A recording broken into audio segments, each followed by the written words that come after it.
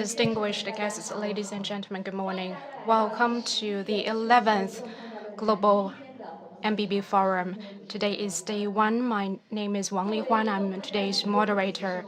As one of the top events in mobile broadband area, MBBF has now been through a 10-year journey.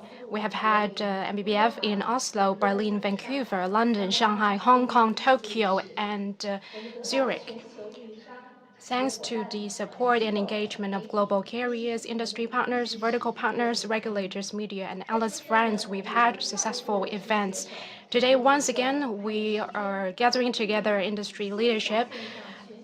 Whenever and wherever you are, we have online, offline events today in joint discussions about the industry future and 5G great prospects.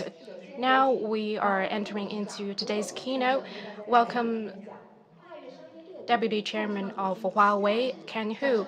He's going to talk about 5G, real industry value, real business opportunities.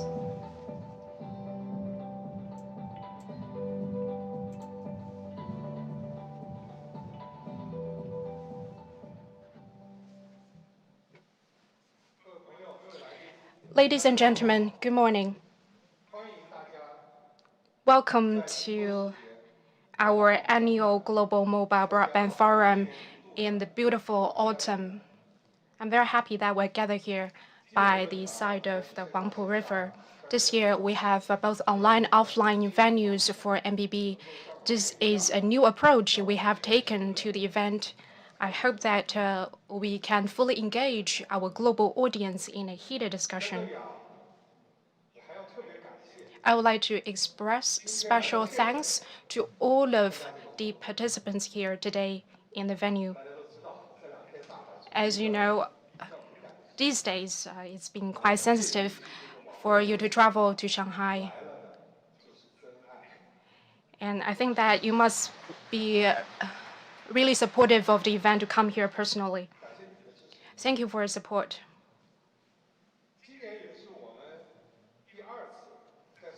This is our second time here in Shanghai for MBBF. The first was in 2014 when 4G rollouts has just begun in China. Fast forward to now, and China has already seen pretty wide coverage of 5G deployment on a massive scale and 5G services ready for larger scale commercial use. We feel very honored to walk through their 10-year journey together with industry partners. We have witnessed the exciting development of mobile industry. This year, our theme is centered on 5G, undoubtedly. We would like to have discussions with industry leaders and partners, and we would like to explore how we can unleash the potential and value of 5G in the new normal. There is one thing pretty clear about 5G. The global 5G rollouts have entered the fast lane. As of today, there are over 100 commercial 5G networks worldwide.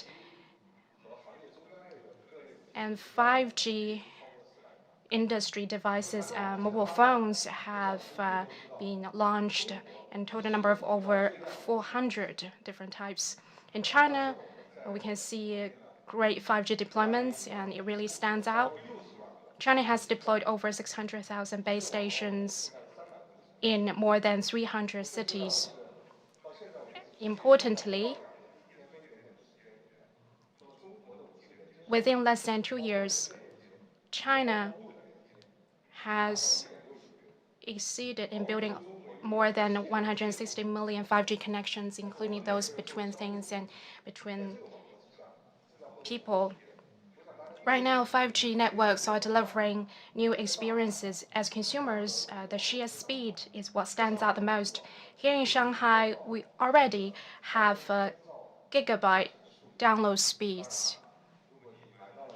If you have our latest phone, what we launched a couple of days ago, Huawei Mate 40 series, I can guarantee you're going to feel the difference. Is 5G just about faster speeds? Of course not. 5G is transforming the entire world, including uh, our lives and also the ways we work on and different aspects in the world as you see it. During the initial outbreak of COVID-19 in China, Wuhan built two field hospitals, Leishanshan and Huoshenshan, in only 10 days. At that time, Huawei worked with operators to build an emergency 5G network to connect these two hospitals within 72 hours. We are then able to support remote diagnosis, ultrasound, and control robots. Just one picture, which is very interesting, as you can see here. Once we set up the 5G network for the two field hospitals, the first request we got was not about internet access or remote healthcare, but to help medical workers properly put on their personal protective equipment or PPE. This may sound strange, so please allow me to walk you through this. In the pandemic, the health workers will have to follow a complicated procedures to put on the PPE properly. To prevent cross-infection, the medical workers are required to put on and remove their PPE in an isolated room. Only one person is allowed in at a time.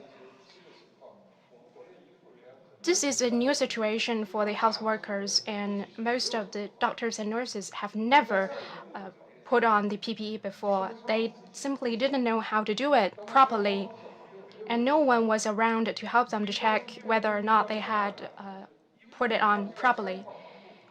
As a result, many frontline workers would have to spend 30 minutes or even an hour to put on their PPE. So that was an odd request for us, and the first one we received. But it's one that 5G was made for.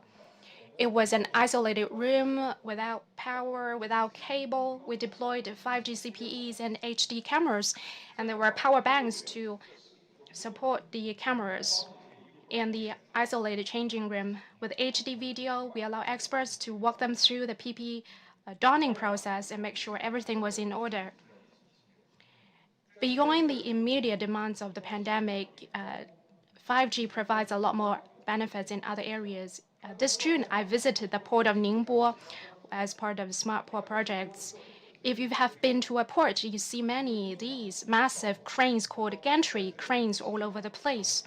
The port staff told me that 5G has totally changed the way they operate these gantry cranes. In the past, or even now for the great majority of the ports, crane drivers work like this. They had to control the cranes while suspended 20 meters above the ground. They had to keep their heads down the entire shift, focusing on the containers and vehicles under their feet and operating the equipment with both hands. One shift normally lasted 8 hours. So they had to keep their heads down the entire shift for the entire 8 hours. They couldn't go to the bathroom, and meals were sent up in baskets. And at the end of the shift, they were really exhausted. And many experienced health problems like neck and back pains. As a result, it was getting more and more difficult to recruit crane operators. Young people simply just don't want to do the job. With 5G, things have changed dramatically. This is how crane drivers work now. The crane drivers operate the equipment in a office room pretty far away from the crane drivers because of the low latency offered by 5G. This has become a reality. And HD video is able to be transferred back to the control room where the drivers are able to see the video very clearly on the monitor. It's almost like playing games. And the crane drivers are more than happy to work in this way. When I visited there, they had already transformed over 6 gantry cranes. With 5G, the operational efficiency is upped up by 20%. If the entire port of Ningbo had been transformed, they would have been able to cut down labor costs by half. I also saw that they are piloting unmanned vehicle and operations. Unmanned operations have made the workplace much safer, and drivers are able to work in a much better environment, making it easier to recruit new people. In the past, they had very harsh working environment. Now they are working in air-conditioned control room, like playing games. They don't have to suffer from the same level of neck and back pains anymore. I asked one driver on the site, and he said to me that he was pretty happy working for the port of Ningbo. This is a case of how 5G can change society and create an economic and social value. 5G is seeing broad adoption in many industries. These are numbers I have collected from the carriers. It's been just less than 1 year since the carriers finished 5G rollouts, and we can see that 5G is picking up adoption in various industries of diverse scale. We are seeing over 5,000 innovative projects centering around 5G in various industries. And the Chinese carriers have already received over 1,000 5G business contracts. This is indeed a very exciting progress, given that it's achieved within less than a year. China is one of the markets that are equipped with a very impressive, diverse range of industries. Many industries are already putting 5G to use, but given that China is a huge market, there are still many untapped opportunities for us to implement 5G cloud and such new technologies. Is indeed a blue sea opportunity. However, there is no historical experience for us to learn from, and we have to go through the trial and error phase, and it's natural for us to face the challenges. And I have some phrases here describing the questions around 5G. I believe these are the same questions that you're thinking. Asking these questions and potentially finding answers is one of the reasons why we host this MBBF. We would like to think about these questions together with you in order to promote further development in China and other markets as well. And today, I would like to share with you some of our preliminary thoughts about the potential answers to these questions. First of all, it's about the needs for 5G. Whenever we talk about industrial adoption, we must talk about needs. We find that every industry partners will roll over the conversation to 5G. 5G is everywhere. It's clear that they are willing to use it. But the point I want to make here is from industry perspective, just because you're willing doesn't mean you actually need it. And when you may need it, it might not be a practical need. So how can we determine where the real needs are? We have to find the application scenarios, and we have to assess the scenarios and find the real practical ones for us to invest in. I recommend several criteria for assessment, and four, they are technical relevance, business potential, value chain maturity, and standardization. Let me explain. Technical relevance is about assessing whether or not 5G is the optimal choice for a specific application compared to other connection technologies. This is a very important criteria. Take the port as an example. You can consider fiber as a viable option to control the gantry cranes, but obviously you have to move the cranes around and optical fiber won't cut it, and the cost of reconstruction is way too high. Wi-Fi may be an alternative. However, it can not meet the high bandwidth requirements required for HD video backhaul. And that is where 5G comes into play. It has the right technical specifications to solve all these problems.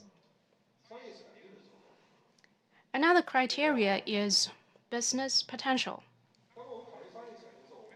Business potential means whether or not we can replicate a given demand in other industries and at scale, and whether or not we can come up with a business model that works for everyone to encourage ongoing investment and to nurture ecosystem development.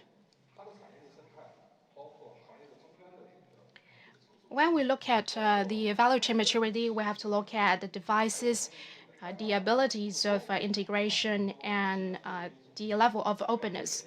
If it is mature enough, then 5G will find it easier in terms of being adopted in the industry.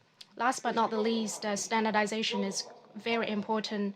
For those industries that are highly standardized, they are normally better fit to adopt 5G, for example, the port industry, because the port sector is highly standardized. So what we are doing now is to work with our customers and partners to set smart port communication standards for enterprises by adding in the new parts related to 5G.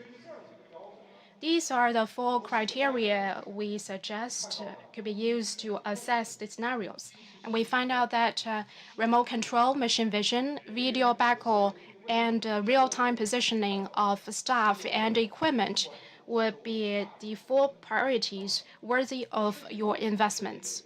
We believe these point to the practical needs not in just one industry, but in a wide range of industries.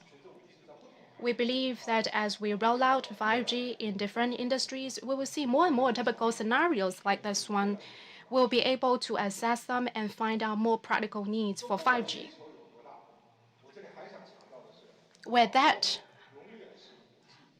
I would like to emphasize the important foundational role of networks. When it comes to 5G adoption, consumer scenarios are different from enterprise scenarios. The consumer scenarios are relatively standardized, serving a large consumer base. But the same cannot be said for B2B applications because there is an incredibly diverse range of use cases for different industries with various levels of SLAs, and it has raised different requirements for network planning, construction, maintenance, and operations. That is why we have to keep working hard, be it equipment vendors or telecom operators. We need to continue to innovate and enhance our capabilities of innovation. Huawei stands ready to support and contribute our fair share. In the following speeches, you will hear more about it. You will learn more about how we are able to better provide equipment and solutions to satisfy industry needs. You will also get a taste about how Huawei will support telecom operators in terms of network planning, construction, maintenance, and optimization. They will offer the details, so I will not bore you with the details now. Next, I would like to talk about the devices. As more and more 5G industry applications begin to appear, devices are likely to become a bottleneck. To preempt this, we need to diverse the kinds of modules available, and we have to keep them affordable. One thing very important is to diversify the types of 5G modules. I have some numbers to share with you here. Now there are about 20 manufacturers capable of delivering 5G modules. Most of them are in China. And at the moment, they offer over 60 different 5G modules. In the exhibition area, you can see on display the various modules produced by the partners. If you've got time, feel free to visit the booth and have a look. You can see a greater diversity of 5G modules in the market.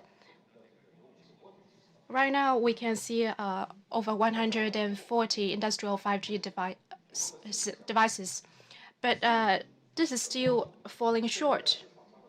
If you look at the 4G modules in the market, there were roughly 1,400 4G modules. Compared with that, the 5G modules are still falling short, and you'll have to catch up.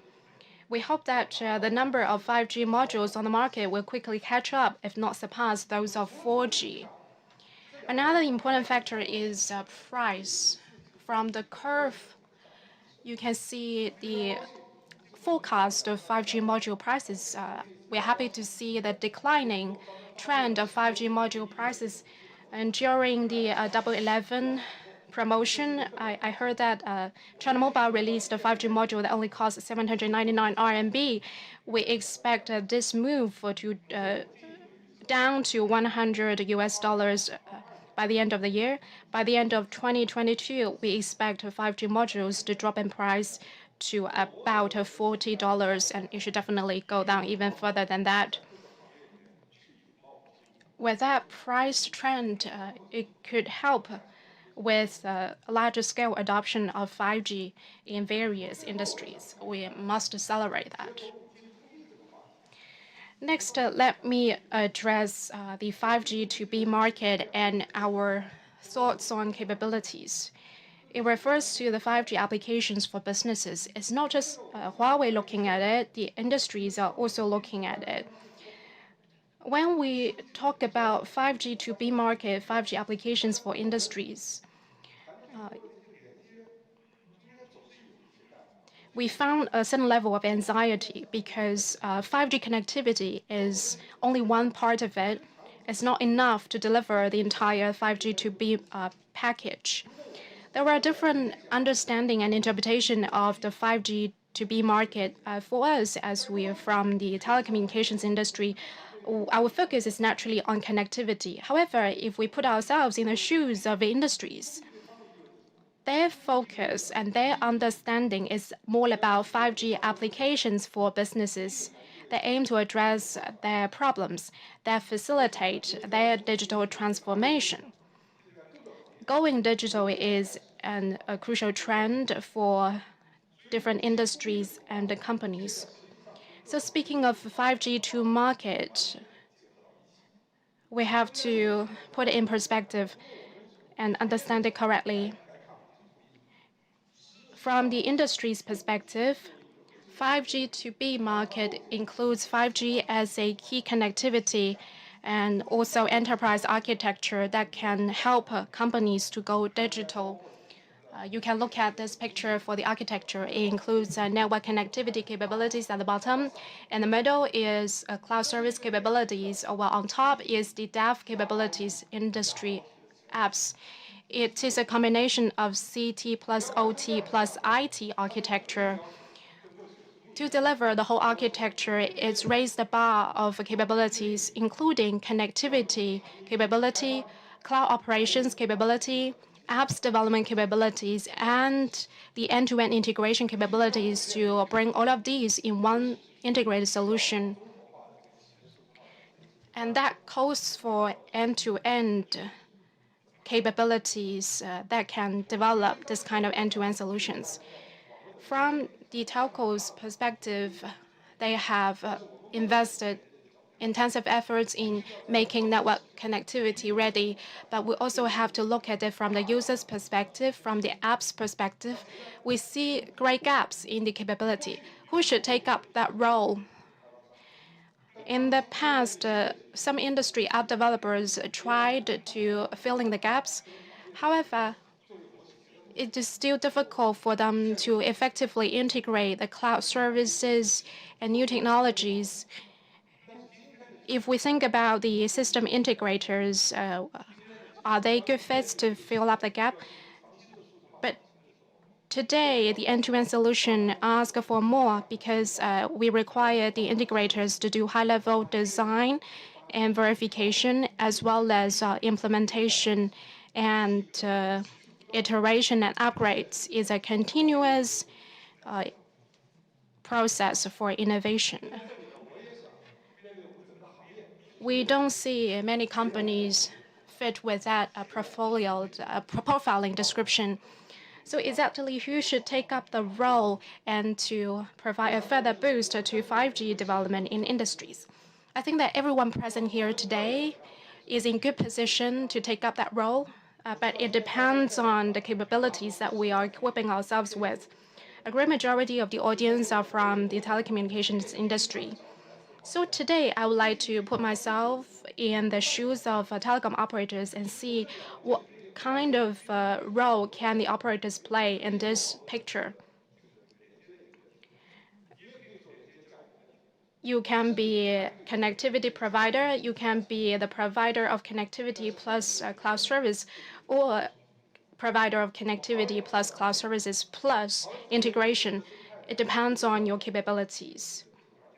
And Huawei is an important player in the ecosystem, and we are upskilling our teams to meet the needs, while the telecom operators are changing your mindset and upskilling your capabilities. Huawei stand firm in supporting the telecom operators to change towards whichever role that you are committed to.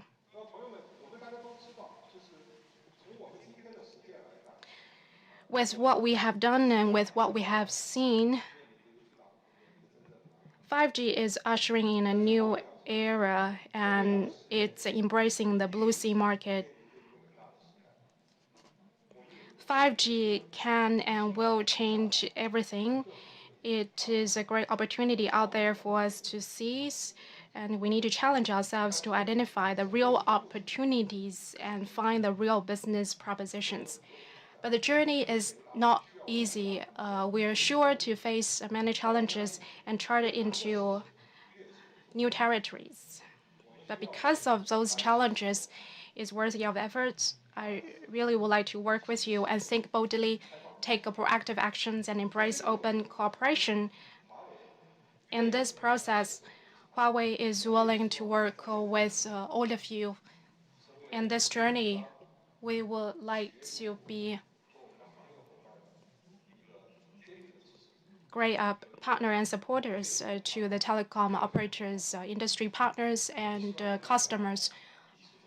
We would like to move into the future with you and achieve win-win results. Thanks again for attending our MBBF. I wish the forum a complete success. Thank you.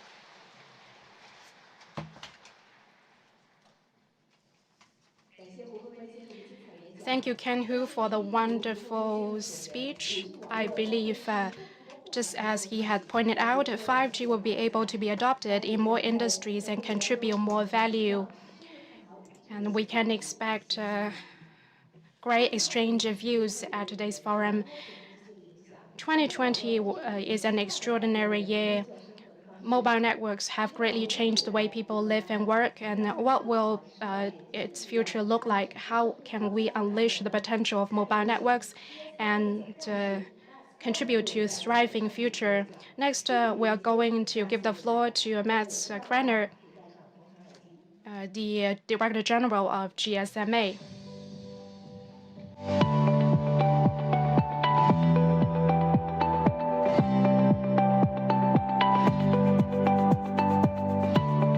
Hello everyone, it is my real pleasure and honor to be here with you today.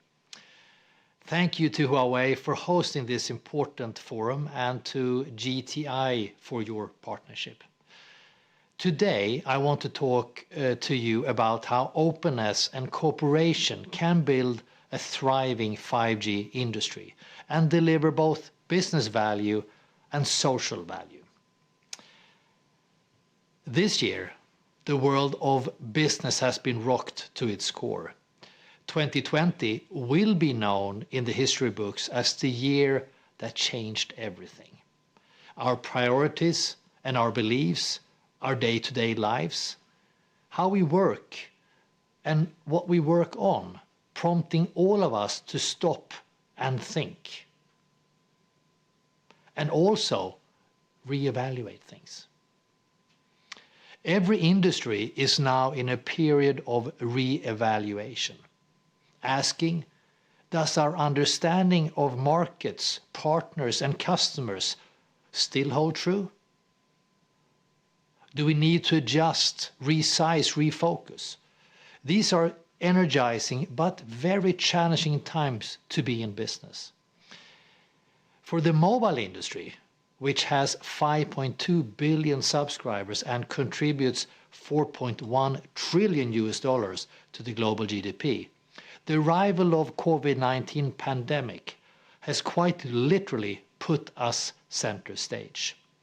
Right now, the whole world depends on mobile connectivity to be able to continue with life, albeit a different life. And life has continued this year thanks to the business vision of this industry, which has over many years invested in the robust and resilient networks that we rely on, and thanks, of course, to the role of the vendor community and the investment and ingenuity that continually shapes the supply chain of the networks. Thanks to those networks, industries, organizations and citizens in every country have taken an accelerated step into the future, our accelerated future. So what does the future hold for the mobile industry? What class of industry innovation and investment will be best serve our accelerated future? Well, the answer is actually quite simple. It's intelligent connectivity. 5G together with AI, IoT and big data bring to us the era of intelligent connectivity, turning on the tap for digitization across all industries. And as happened with 2G, 3G and 4G, the full extent of the transformative value of 5G will only become apparent once it is rolled out. We have seen over and over new technologies launched, developers and investors explore and test, applications follow, and consumers around the world adapt. 10 years ago, none of us had heard of WhatsApp, Instagram, Uber, or Spotify, and companies like TikTok and WeChat had not been founded. That's just some of the billion-dollar companies that were built from and on 4G. Over the next decade, a similar wave of mobile-led technology unicorns will be born from 5G and will drive our future economies. In this new era of intelligent connectivity, the combination of 5G, AI, IoT and big data is already changing the way we live. Each transition has typically taken roughly 10 years to mature and had a lifespan of over 30 years. And we have seen 2G and 3G network closures, and more are expected as the benefits of 4G and 5G tip towards outweighing the legacy networks.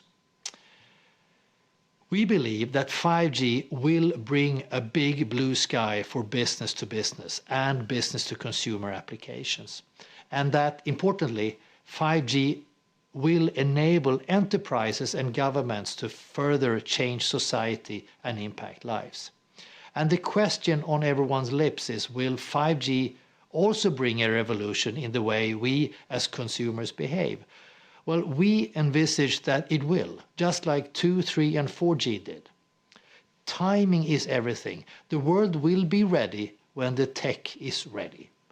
5G can certainly take services closer to the customer, and they will be faster, more reliable and more secure. Our access to information and its granularity is taking a huge big step forward. So what is the current status on 5G rollout? Well, 2019 was a pivotal year for 5G, at the same time as 4G became the dominant mobile technology across the world, with over 4 billion connections. And many mobile operators are now evolving their networks to meet the demands of the 5G era. 106 5G networks have launched, both mobile and fixed wireless, in 47 countries. 7% of the connections are now on 5G, and more than 200 5G devices have been launched. And more than 35 of the 106 networks are fixed wireless networks, boosted by the need for work-from-home solutions that has come with COVID-19. A further 90 operators have firm plans to launch, made up half and half by European and Asian groups. Operators are expected to invest around $1.1 trillion worldwide between now and 2025, and roughly 80% of that will be on 5G networks. As mobile operators and leaders alike believe that this technology will facilitate faster innovation and meet the new traffic demands. Launching a 5G network requires a serious level of investment in R&D and ideally a solid set of industry fundamentals to be able to afford the investments such as enterprise applications. In the 5-year view, the US, Korea, Japan, China and a few markets in Europe are leading, while the rest of the world is more challenged financially. Although we have seen unexpected challenges for all countries this year as the COVID-19 pandemic has impacted the rollout of infrastructure and also caused setbacks in the availability of handsets. But we believe all short term. Now, I am often asked about 5G standalone versus non-standalone. In the near term, we are seeing a push for more standalone launches, a prerequisite for industrial and enterprise applications, ensuring that the latency is short and works.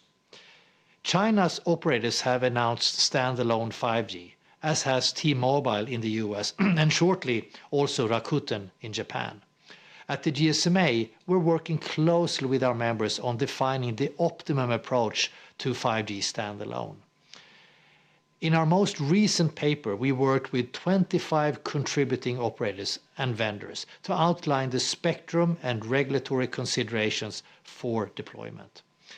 In comparison to non-standalone, 5G standalone networks demonstrate advantages in uplink, end-to-end latency and edge computing, obviously, which improve user experience in 4K live broadcasting and 360 degrees virtual reality, live producing and delivering content in real time, as demonstrated by China Central Television in January of last year. In VR and AR, applications based on cloud rendering, which will be a trend, meaning that mobile users can enjoy both a lower device costs. And in online gaming services, especially real-time interactive games. And enterprises are also laying foundations now, looking at what problems 5G can solve in the future. And as with all competition, the timing of market entry is key. We will start to see many partnerships between operators and enterprises, opening up opportunities in verticals such as manufacturing and aviation. And consumers too are becoming more aware of the potential benefits. It's interesting that consumers in South Korea, China and the Middle East are currently seem most willing to upgrade to 5G. Our long-term expectations for consumer take-up remains unchanged, and we forecast 20% of the global subscriber base by 2025, with a few advanced countries at the real forefront. The US at roughly 50% adoption, Korea at more than 50% adoption, and Japan as well. China will have the single largest 5G base in absolute terms, although its penetration will be lower at roughly 30% due to its large and dispersed population. In the near term, in 2020 and 2021, we will see a reduction in overall take-up as a result of the pressures of COVID-19, such as the discretionary income pressures, handset and supply chain restrictions, and retail store closures. Of course, emerging markets are further out, and we expect sort of 9% penetration in Latin America by 2025 and roughly 3% in sub-Saharan Africa, where smartphone adoption and, crucially, LTE transition are the main factors that challenge 5G rollout. And 5G devices are more expensive relatively. And what are the consequences for human behavior? Can 5G really change the competitive dynamics in retail commerce? Well, we know that 5G will enable AI for online shopping, such as clothes and furniture, allowing consumers to see how something will look in the home and facilitating the decision to purchase. If the experience at home is as good as, or even better maybe, than in the store, we could certainly see a spike in e-commerce. It's important to note that e-commerce is a major latent use case in some mobile-first markets like India and much of Africa, where existing smartphone take-up levels are below 25%. Now, we also foresee a further reduction in the use of cash with more tap and go, both in developed markets and emerging markets, with a significant growth of mobile money. COVID-19 has already changed our behavior with online and mobile education, mobile healthcare, and all efforts to support social distancing and contact tracing to keep economies growing. Successful 5G leadership is all about priorities. Of course, future spectrum is a priority. The need for more exclusive spectrum to be assigned to mobile operators at more reasonable price. And spectrum policy is vital as 5G as a critical enabler for national broadband ambitions. 5G connectivity for enterprise verticals is a priority, and how to use AR and VR to enable new services. To support 5G standalone business scenarios, the GSMA has published a series of powered by SI case studies and 5G standalone implementation guidelines. And we have recently launched a 5G IoT for manufacturing forum, where we bring together tier 1 manufacturers and the mobile ecosystem to ensure we meet their requirements as we move to Industry 4.0, which, by the way, is something that COVID-19 is accelerating. New technology techniques such as virtualized infrastructure, open interface standards, and mix and match vendor solutions are also priorities, critical for a secure supply chain that can deliver on new capabilities. In the media and entertainment industries, 5G and open networking will be transformative, where operators can create bespoke networks, including custom-made service-level agreements and features across multiple geographies for an ultra HD experience. The GSMA has also created standard network slice templates that will create new commercial possibilities, such as low latency, high bandwidth, and high throughput, and the ability to support diverse services with specific performance requirements. And we're focused on multi-access edge computing to ensure that businesses get as close as possible to their customers by placing their services as near as possible and employing highly reliable, low latency connectivity for multiple applications. Yeah, our vision at the GSMA is to unlock the full power of connectivity so that people, industry, and society thrive. The mobile industry will continue to do what it does best, invest in robust and resilient infrastructure so that the world can continue to adapt and evolve.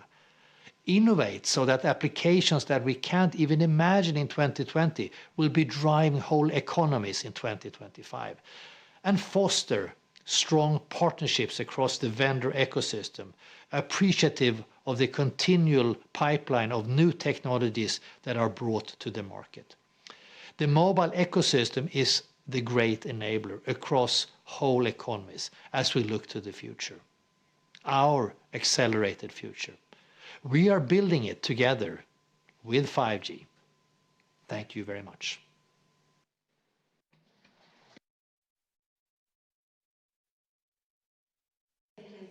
Thank you very much for Matt's sharing. As we know that Chinese carriers have made major progress and leading the way to explore 5G deployments. Today, we are honored to have Mr. Zhang Dong, General Manager of the Department of Marketing Operation of China Mobile. His topic is high-quality 5G development empowers digital and intelligent transformation.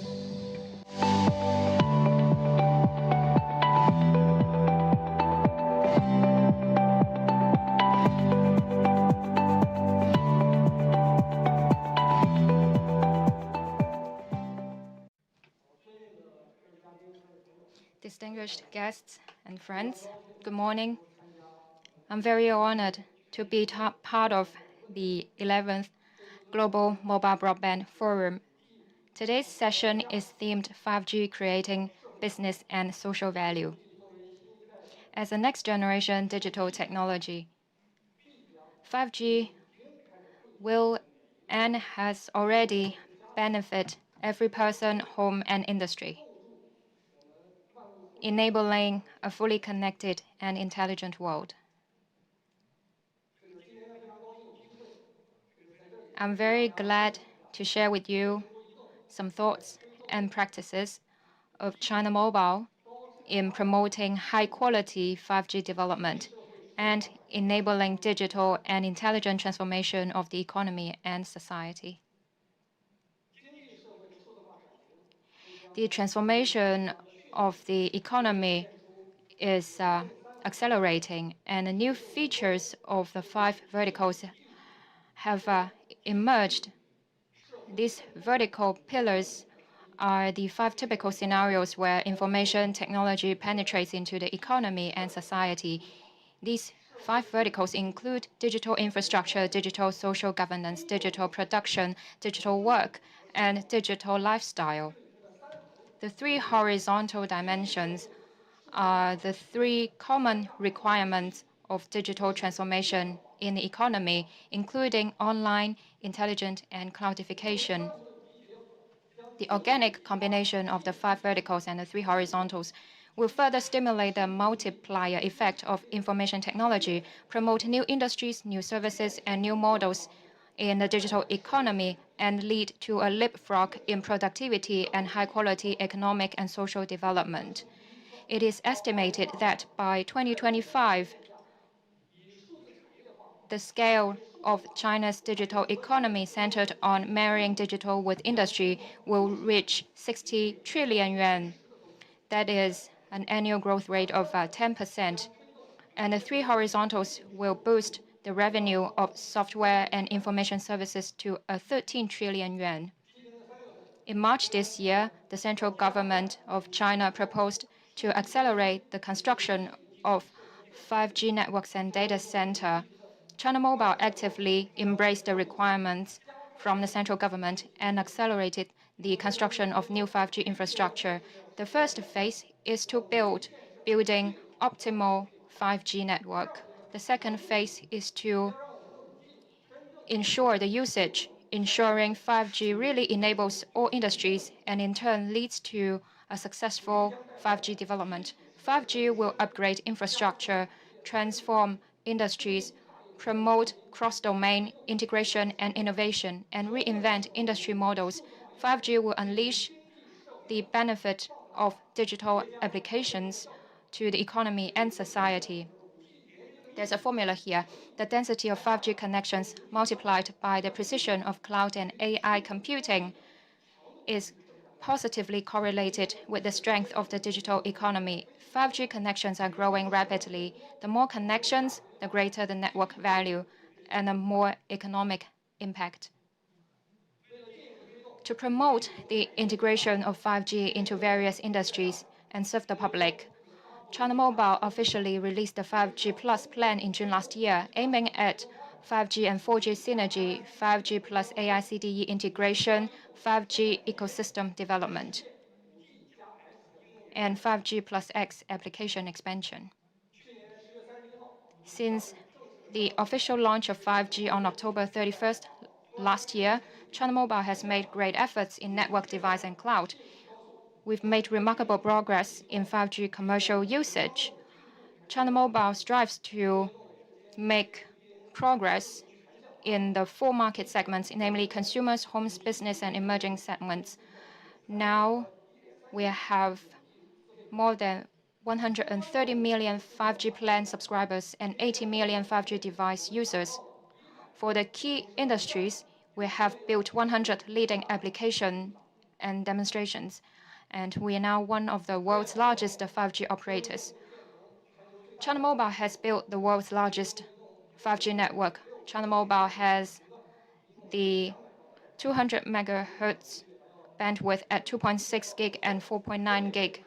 And We will also make use of 700 MHz to provide best experience for users. 2.6 gig is the foundation for 5G, and it is deployed in a large scale. 4.9 can be used for hotspot capacity supplement. Now, with the downlink bandwidth of 200 MHz, the user data rate can reach 3.2 gigabit per second.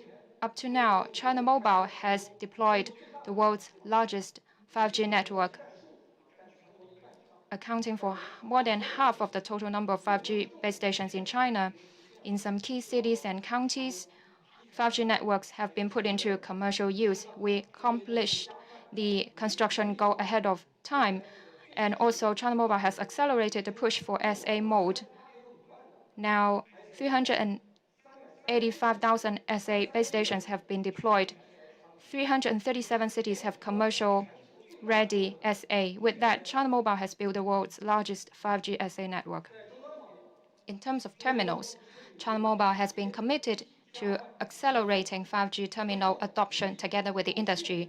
China Mobile set up the 5G Device Forerunner Industry Alliance and works with 136 partners to set up the committees for essential capabilities, applications, marketing, and ecosystem. Up to now, 20 5G chips have been launched. Our 5 brands cover all price range of the devices. We also promote multi-mode, multi-frequency terminals. We have launched 139 5G phones, pushing the price of 5G phones to drop below 1,000 yuan. In addition, we have launched nearly 200 5G industry terminals covering smart factories, smart campuses, and smart hospitals, altogether 15 key industries. And we are also promoting the adoption of about 100 industry applications. In terms of applications, we fully leverage the characteristics of 5G technologies to build the applications for 5 features, including new video experience, new RBT, new gaming, AR, and new use cases. We are keen to provide some typical applications like HD video, video RBT, cloud gaming, XR, 5G messaging, and Caiyun cloud storage. So far, these services are developing very fast, and China Mobile has over 350 million users on these new services. I'd like to spend some time to talk about the 5G-based Ultra HD video applications. We work with partners to provide the Ultra HD live broadcast in extremely complex scenarios in several key events. Let me give you some examples. During 2018 World Cup, China Mobile offered the world's first 50-frame UHD live broadcasting service with 4.3 billion viewers. During the 70th anniversary celebration of the National Day in 2019, we worked with the China Media Group and Huawei to deliver the first 1+7 multi-view, real 4K, UHD high concurrency live broadcast service, attracting more than 1.2 billion viewers. And the third example would be during the COVID-19 outbreak, 20 million college students across China attended a class on COVID prevention and control using China Mobile's application. On April 30th this year, China Mobile launched the world's highest 5G base station at the advanced base camp at the altitude of 6,500 meters on Mount Chomolungma, covering the summit with 5G. And I also visited the base camp there, and the altitude was 5,200 meters. And at the altitude of 5,300 meters, we had a base station, and we were short of breath when we arrived there. So building the base station at the altitude of 6,500 meters is really challenging.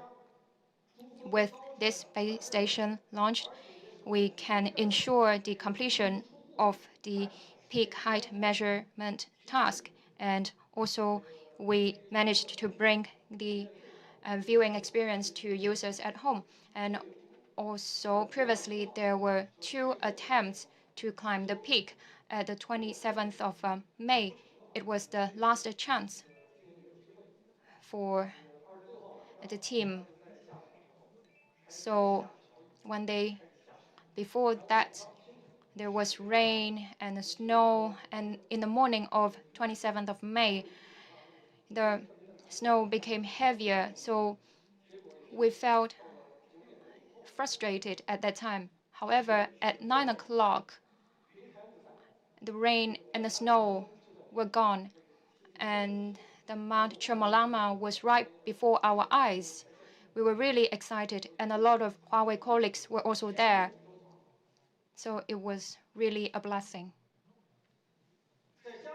In terms of home application scenarios, China Mobile has developed over 190 million home broadband users, over 130 million broadband TV users, and over 55 million smart home service users. The home broadband scale and broadband TV users rank #1 in the industry. Leveraging gigabit 5G, we launched the gigabit service packages that include gigabit home broadband, gigabit Wi-Fi, gigabit services, and gigabit applications, accelerating our leading position in scale and quality. China Mobile provides a 1 plus X plus 1 home solution for all scenarios, including connectivity, recreation, education, work, elderly care, security, healthcare, and community service. This solution enables smart operations and meets customers' pursuit for a better digital home life. In terms of industry applications, China Mobile work with partners such as Huawei to accelerate the transformation of various industries. We have some successful cases, including smart mines, smart ports, smart steelmaking, and smart healthcare.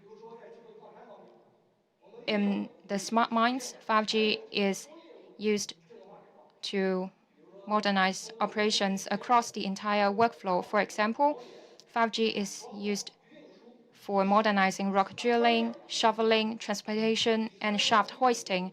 Take Shandong Gold as an example. It is estimated that 2,000 headcounts can be reduced per year.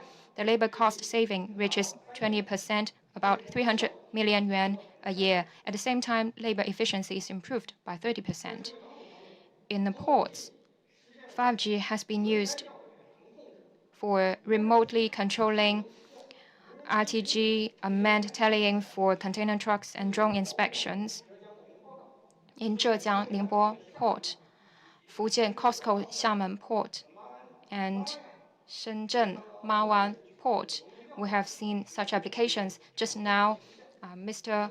Hu gave us some examples of the remote control of RTG, and in the Ningbo Meishan Port, 93 gantry cranes and 223 trucks are remotely controlled.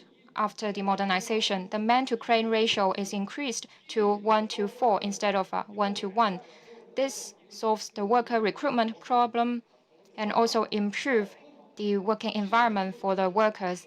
Like Mr. Hu said, this results in happier workers and also higher efficiency, as we have seen 70% in this case. In steel mills, 5G-enabled smart steelmaking applications have gradually expanded from the auxiliary processes to core processes, from the crane control and HD video surveillance in phase 1 to more applications in phase 2, including AI-based steel surface inspection, 5G data collection, steel converter automation, and 5G-enabled drone fleet.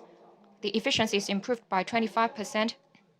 In the Hunan Hualin Steel Making Corp, this has helped improve efficiency, and also the modernization of the environment has no impact on the original setup. And also, we explored the convergence of video AI capabilities and 5G. We made new attempts in digital production, digital delivery, and digital maintenance.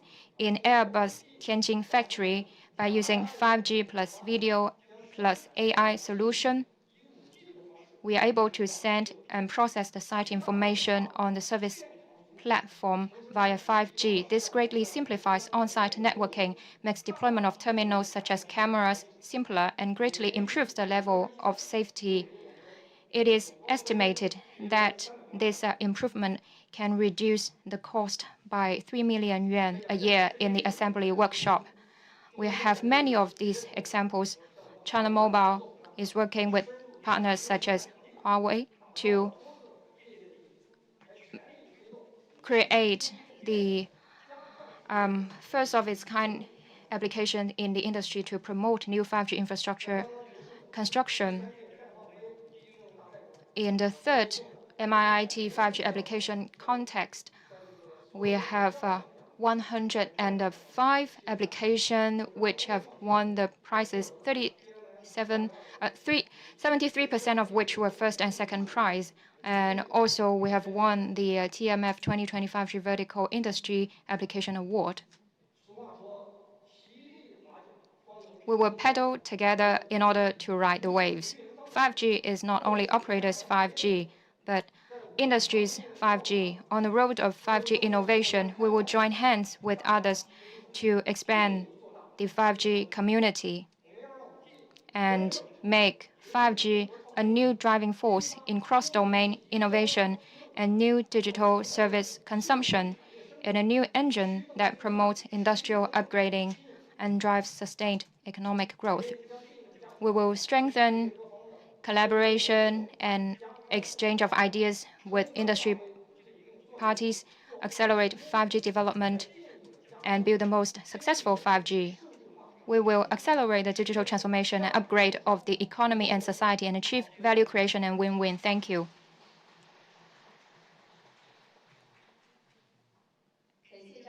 Thank you, Mr. Zhang Dong, for your presentation on the high-quality 5G development, empowering digital and intelligent transformation.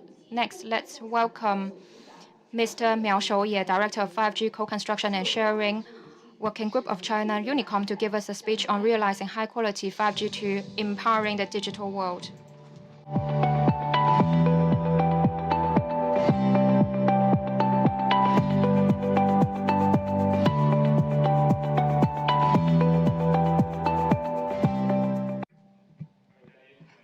Ladies and gentlemen, good morning. I'm very pleased to be able to share with you our thoughts and practices related to 5G deployment in China Unicom. And today,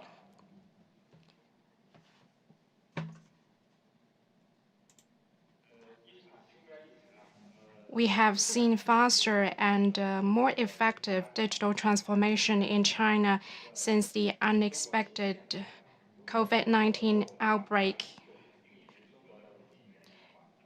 2019 was the first year of 5G rollouts, but 2020 can be coined as the first year of China's new infrastructure program. 5G has the potential to become a general-purpose technology that will be integrated with industrial internet, artificial intelligence, and hybrid data centers. By 2025, 5G will contribute $620 billion to the global GDP, with about 1.4 billion 5G subscribers. 800 million to 1 billion of them will come from China.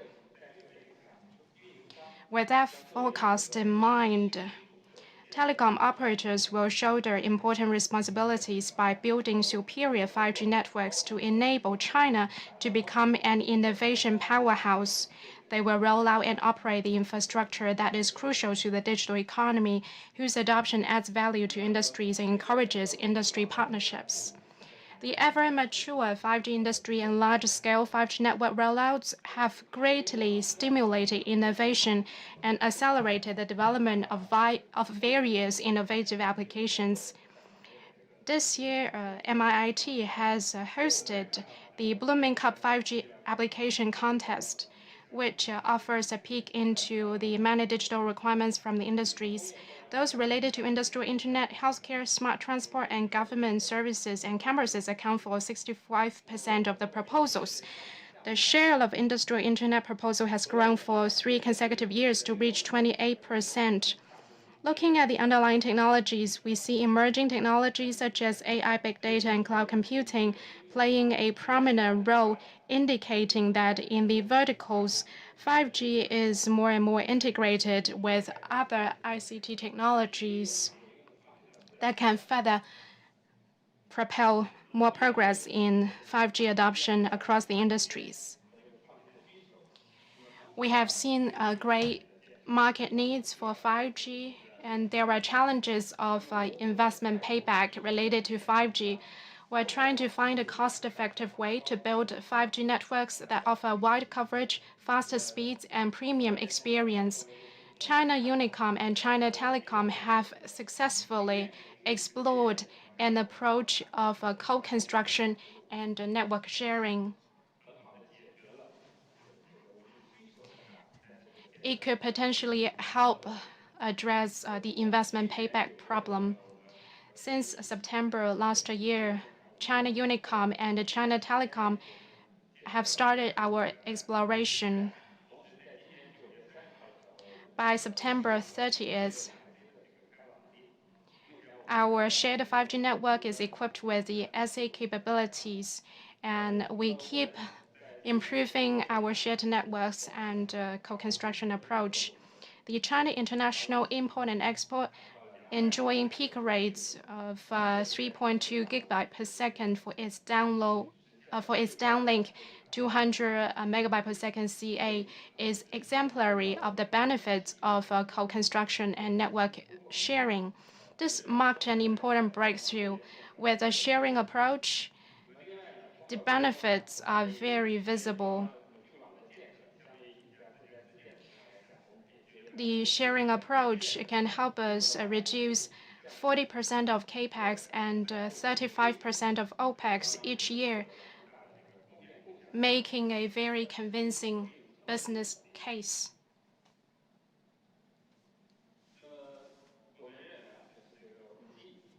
The initial 5G network rollouts lay down a solid foundation for 5G adoption. The next step is to focus on the market and user experience by building premium 5G target networks. We need to provide better services for both consumers and industry customers. It has the following features. First, being a simplified network. Now, the operators are managing several different RAD technologies.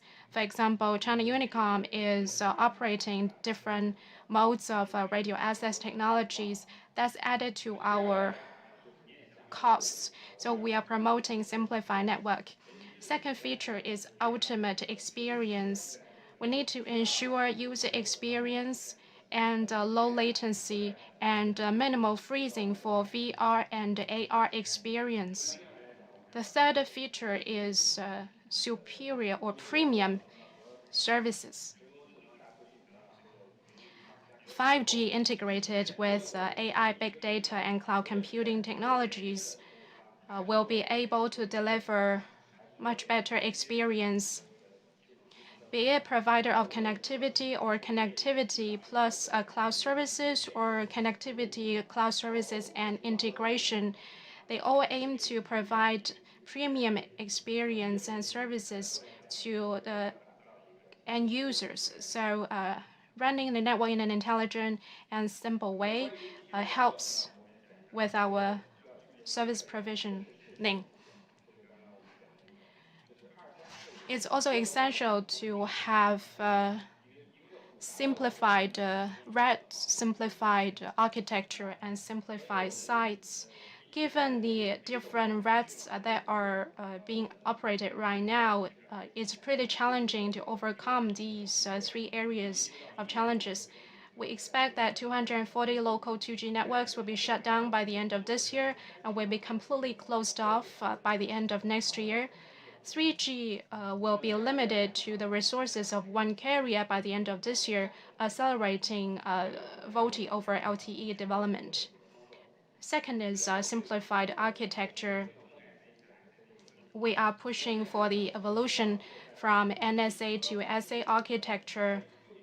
preventing difficulties in optimization caused by tighter coupling of 4G and 5G. We are now working with industry partners to promote VONR, Voice over New Radio. China Unicom is now making great efforts to promote VoLTE. We would like to further decouple 3G from 4G. And when we are done with the decoupling between the different routes, we will be in a better position to provide more superior services to the users. Those are the efforts we're making in terms of the architecture. Thirdly, network simplification. We are firm to walk down the path of simplified sites. China Unicom has fully deployed C-RAN for 5G, reducing the equipment room space by 50%.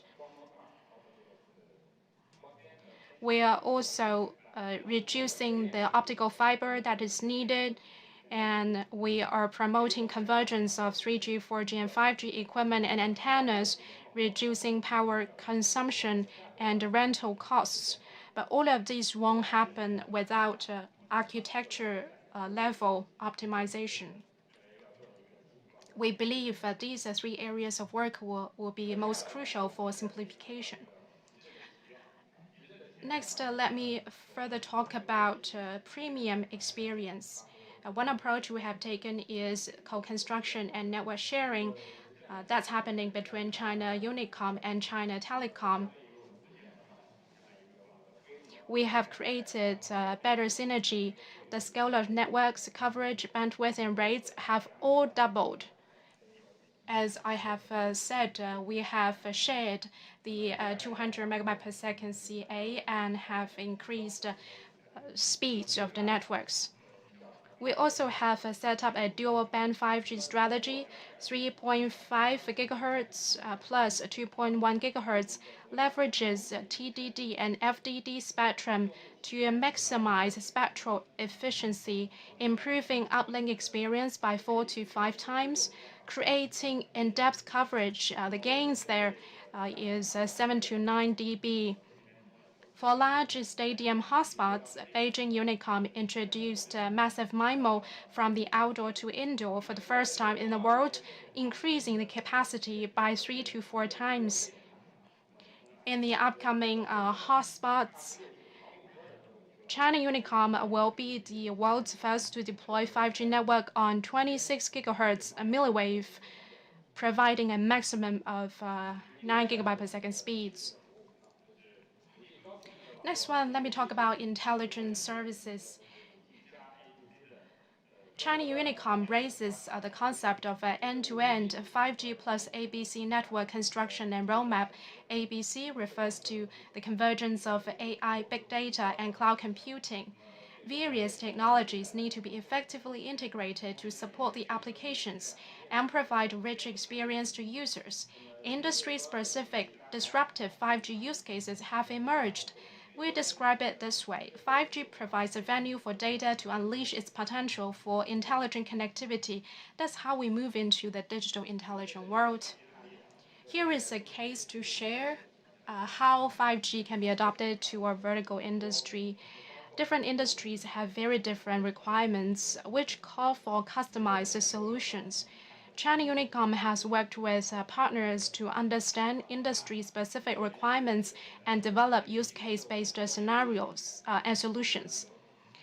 During the table tennis world tournament in Chengdu, China Unicom offered a free view and 360-degree panoramas of 5G UHD game watching experience to its War Video service subscribers. Another case to share with you is about the partnership between China Unicom, Huawei, and the Inner Mongolia Huolinghe Coal Industry Group on a 5G solution for coal mining. We are the first to use slot configuration in uplink to boost speeds and 5G base stations certified to be secure and explosion-proof. The solution is used to transfer high-definition video with very fast uplink speeds. Another case is the partnership between Guangdong Unicom and a Greek company. We worked together and re-engineered the production lines with 5G. 5G is deployed in the production environment for different applications.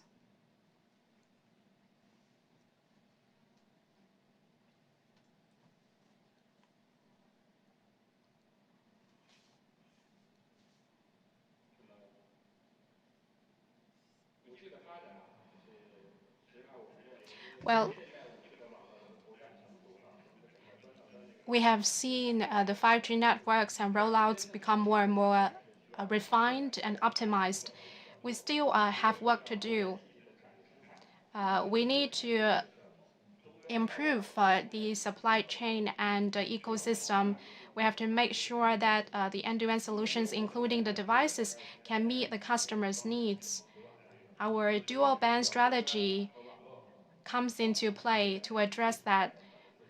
We require the devices and networks to support 2.1 gigahertz and 3.5 gigahertz. This won't happen without the chips, devices, and equipment vendors' efforts. All of these will contribute to a complete ecosystem. Another thing is we need to have the right business model, which is mutually beneficial. When we are building up the industry ecosystem, we need to ensure that all players, including industries, telecom operators, service providers, and integrators, can profit. This has been touched upon by the previous speaker. There should be a fair share of benefits allocating to those different players that can encourage the development of a healthy business model. So we definitely need to explore the changes needed in the business model. And we need to pivot to the change in the business model in order to build a mutually beneficial one. Last, let's have a look back at the 20-year history of communications industry in China. We have successfully caught up in 2G, made breakthroughs in 3G, and compete neck and neck with other countries in 4G.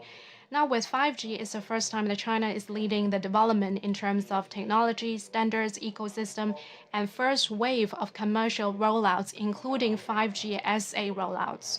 Looking ahead, 5G will facilitate and enable a digital economy in the coming decade.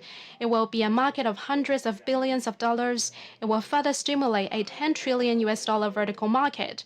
This means that it will provide a strong boost to the economy. We are dedicated to working with industry partners on the 5G journey by seizing the opportunities of digitization and contribute our fair share to China's digital economy. Thank you.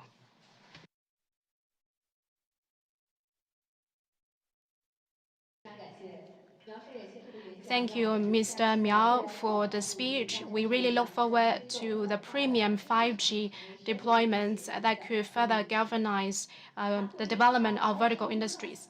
Next one is LGU Plus experience sharing. Now let's watch a short video.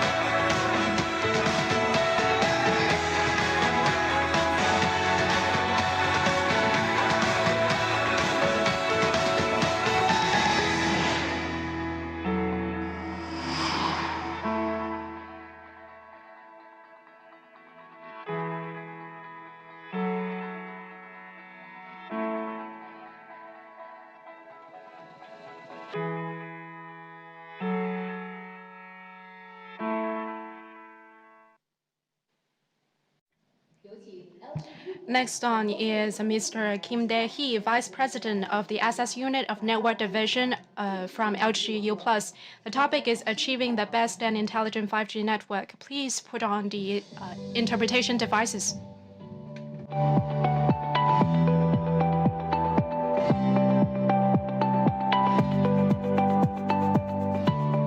안녕하세요. 저는 LGU 플러스에서 Hello everyone, my name is Kim Dae-hee. I'm in charge of the access network at LGU Plus. Today I'm going to talk about how to build the best 5G network. Today I'd like to talk about 3 points. First, I will introduce LGU Plus commercial achievements.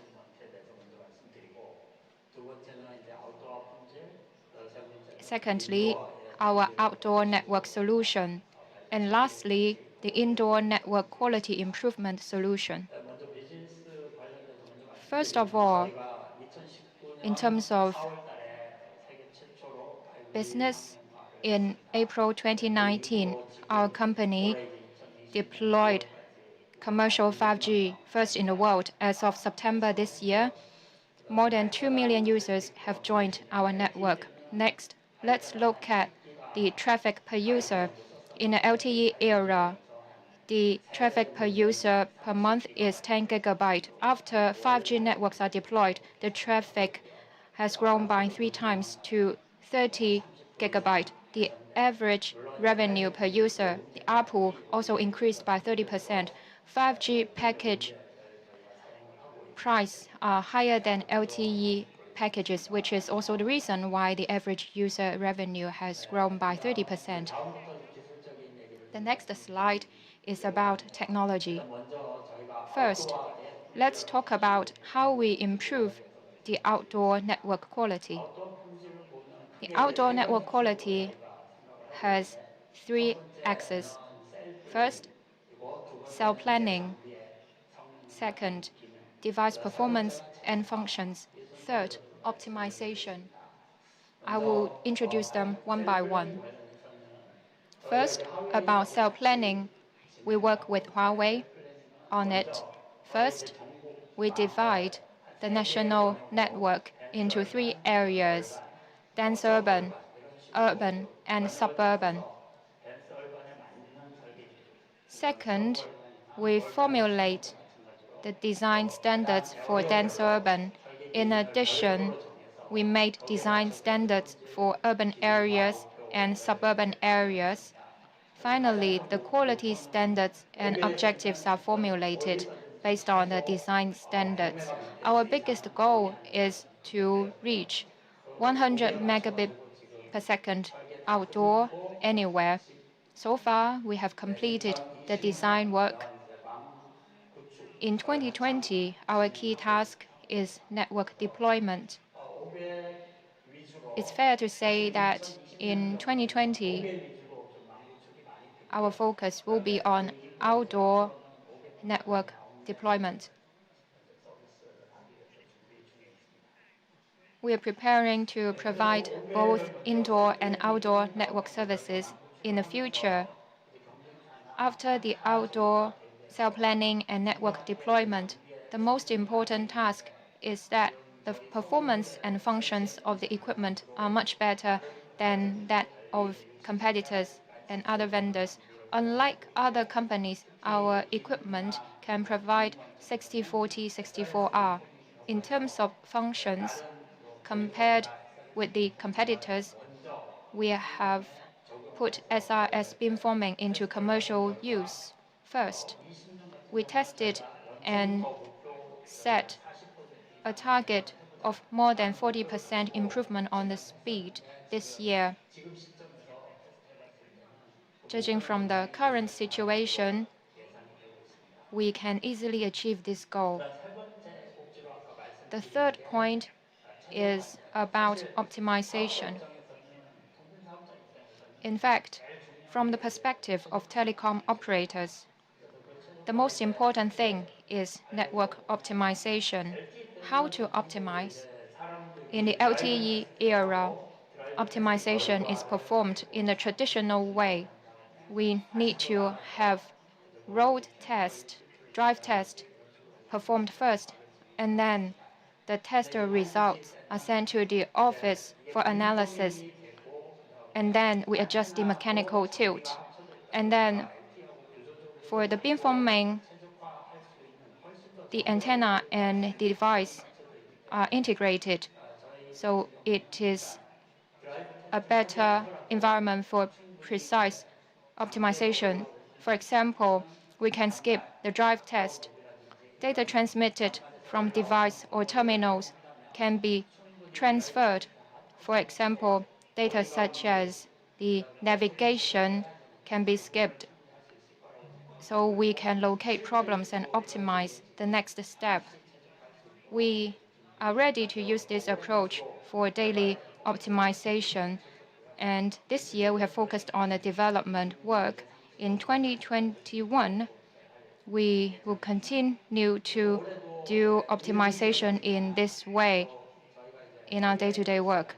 In some regions this year, we improved the speed by about 10% through AI plus automatic system, and we are able to improve the speed by 10%, like I said. Next year, we plan to expand it nationwide. This year's plan is as follows. This year, we have focused on network deployment, that is outdoor coverage, and in 2021, we will continue to divide the outdoor areas in South Korea into 100-meter by 100-meter grids and test the network quality of each grid to identify areas with poor network quality.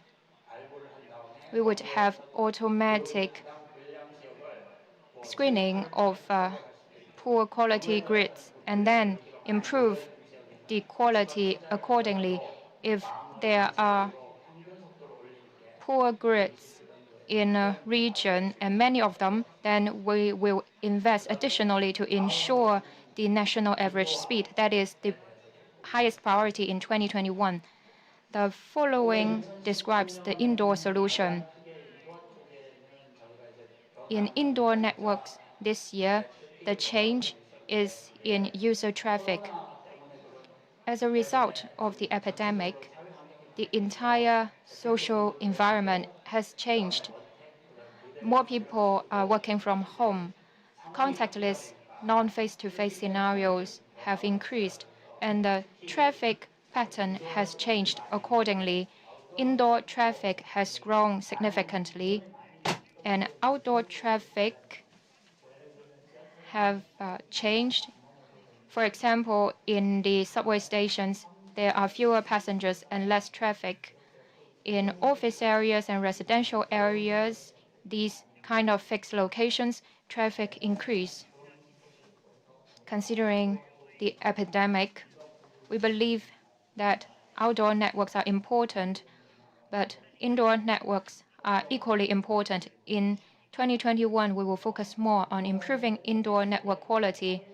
In terms of indoor networks, we planned the LAN site and active DAS mode with Huawei to have to achieve for higher performance. When we developed the plan, the target was at least 1 gigabit per second. Since planning, we have been working with Huawei.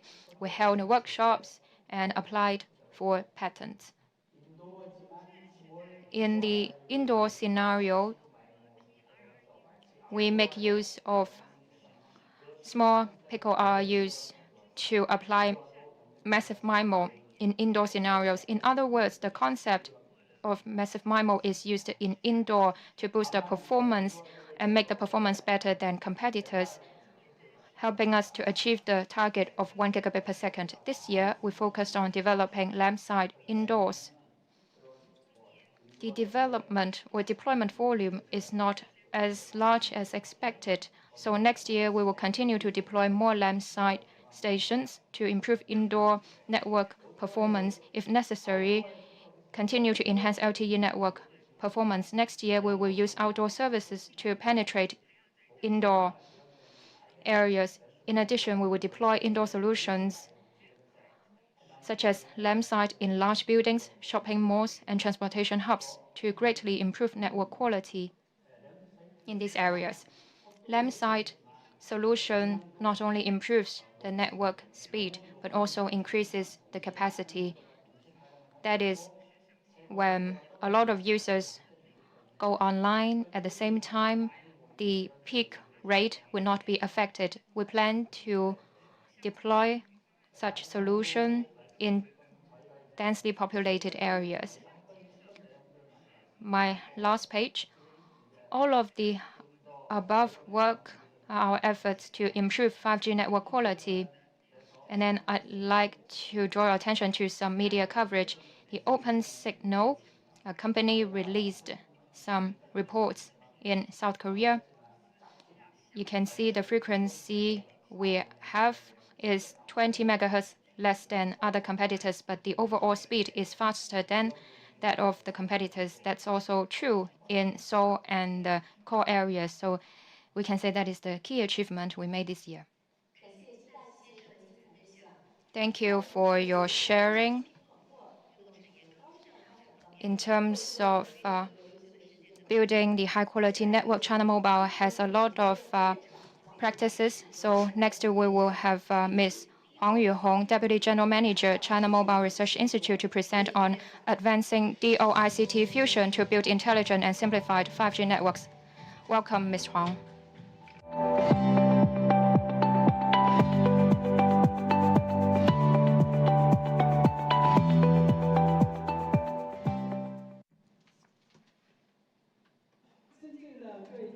Distinguished guests, ladies and gentlemen, good morning. I feel very honored to be given the opportunity and share with you China Mobile's thoughts on how to promote 5G networks. Mr. Zhang Dong has already talked about those developments in the 5G market and services. He also touched upon network. I will talk more about the 5G networks. First of all, I would like to highlight the 5G premium networks built by China Mobile. The first feature is wide coverage. Wide coverage is of crucial importance to mobile communication. That was what I was told when I first joined the company. That is why China Mobile has given top priority to coverage, because will only be able to deliver good experience with wide coverage. 2.6 gigahertz is the base band. This is the lowest band that we could possibly get, 100 megahertz. We have a 64 channel, and the 64 channels been designed for the most important solutions. The large number of channels are able to enable the synergy between 4G and 5G so that they can share the sites, and that can add to the contiguous coverage. I think that consumers feel themselves that China Mobile provides the best experience in the mobile networks. We are supporting two architecture, NSA and SA, as Mr. Zhang Dong has talked about. Now, all of our networks are able to be equipped with the SA capabilities. And we also have embraced cloud and virtualization technology. And those are the advanced technologies that we have put to use in our networks. Superior performance, well, Mr. Zhang Dong has talked extensively about this. It's not just a great download experience. Our networks can offer 8 to 10 milliseconds of latency that the users can feel. We are taking approaches to improve the efficiency of spectrum resources, and we also have tailor-made networks. Customization is the factor that sets 5G aside. We are not just serving consumers, we are also serving industry, the enterprise customers. That is why we offer customized network solutions to the different industries. We have private network solutions for industries, but the private solutions can be divided into different types. One of them is to offer the public network for public use. And the second one is we can have a private line for you by using the public network. And the most exclusive one is to offer you exclusive networks built on a private line. And they represent different degrees of exclusivity and customization. And let me explain it with 5 points. First one is customized coverage. Depending on your needs, we can pull together the frequency and band resources, and there are various types of sites for you to choose from. As Mr. Ken Hu has pointed out, the enterprise scenarios are different from the consumer scenarios. For example, enterprises ask for huge bandwidth for uplink because enterprises need high bandwidth in the uplink to transmit high-definition video and to support machine vision. We are now able to offer at least 1 gigabyte per second uplink speeds to transmit the video for enterprises. In addition to that, we can also satisfy the needs such as low latency and local storage of data. This is the second feature, the premium experience. And some enterprises have thought about building a private network themselves, but I want to point out that it's more cost-effective for them to use the private networks provided by operators. If you look at the existing portfolio and the modules that we have out there in the market, you can see that it's the same ecosystem that is supporting the 5G modules and devices. And some of them is only about 1,000 yuan. Some of the modules are really affordable. The fourth aspect is mature, well-established maintenance capabilities. As China Mobile has great experiences of managing 2G, 3G, 4G networks, We excel in the 7x27 operation and maintenance service for the customers. In addition to that, the 5G industry-specific private networks can be equipped with our operations platform. Through the platform, the industry customers are able to enjoy great visibility and operations. We also have integrated AI, blockchain, security technologies, as well as positioning technologies. These are intelligent applications that you can tap in the mid-office. For locationing services, we have embraced Beidou positioning technology and also the high-precision indoor integrated positioning technology. While satisfying all the needs, we have built the world's biggest 5G dedicated networks. But we are just getting started. There's still a long way to go before we are able to integrate 5G networks deeper with the industry needs. We also see that industries have set a higher bar and raised more requirements for 5G networks.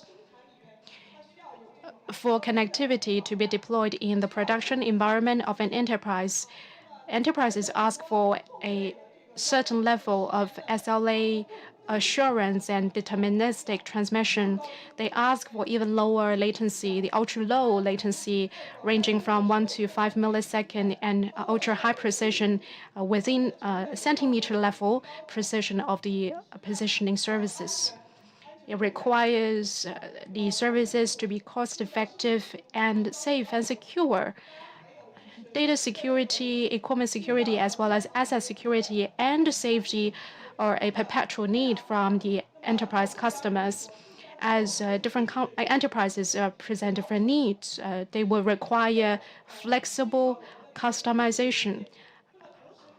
This is how we evaluate and how we understand the industry requirements.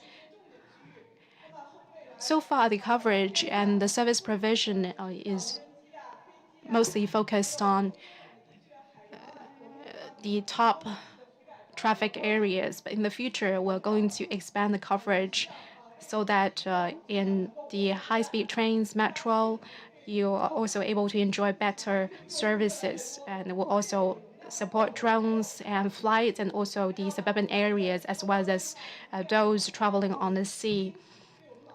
We are committed to delivering even stronger performance for UHD video and XR transmission, as well as broadcasting and multicasting services. In the future, we believe that there will be different routes and 5G networks will run on different bands. So a key consideration is to continue to work on power consumption.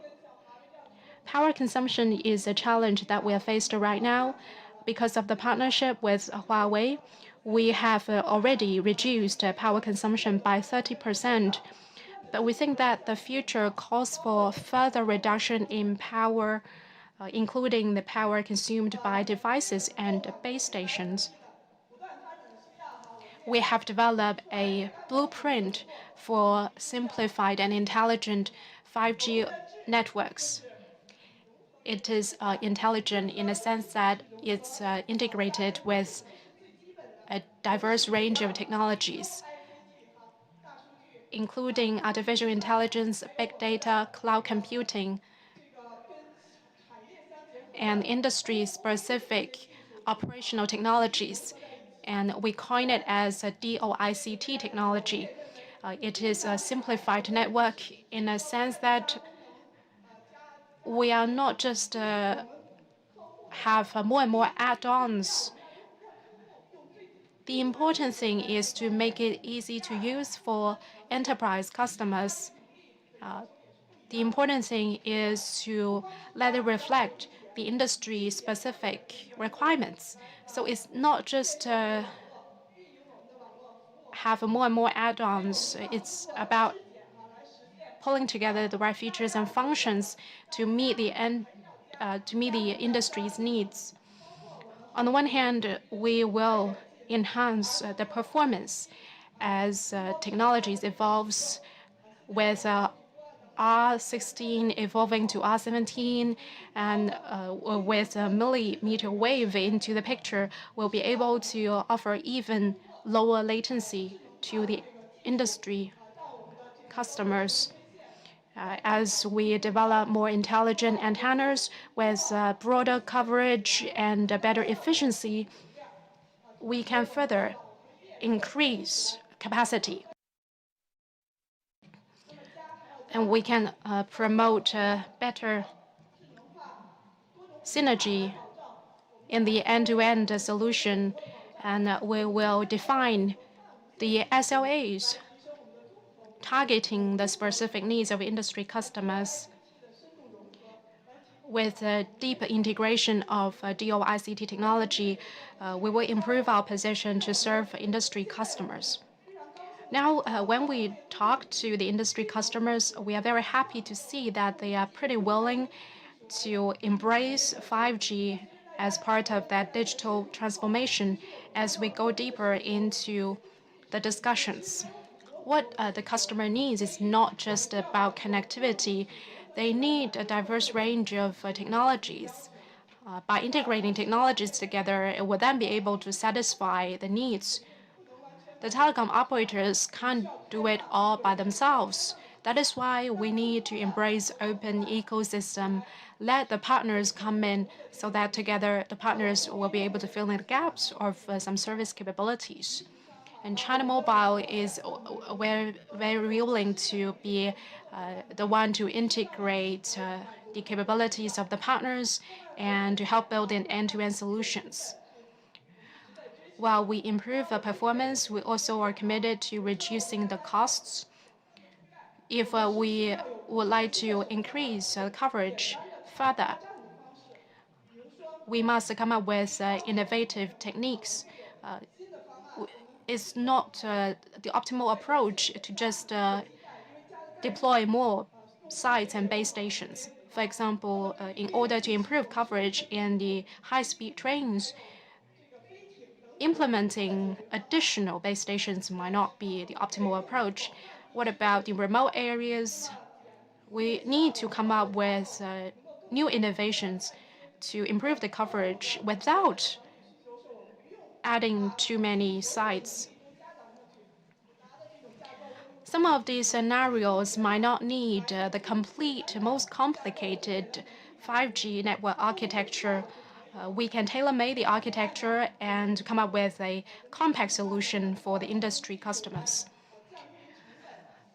AI will play an important role in reducing operational costs and power consumption.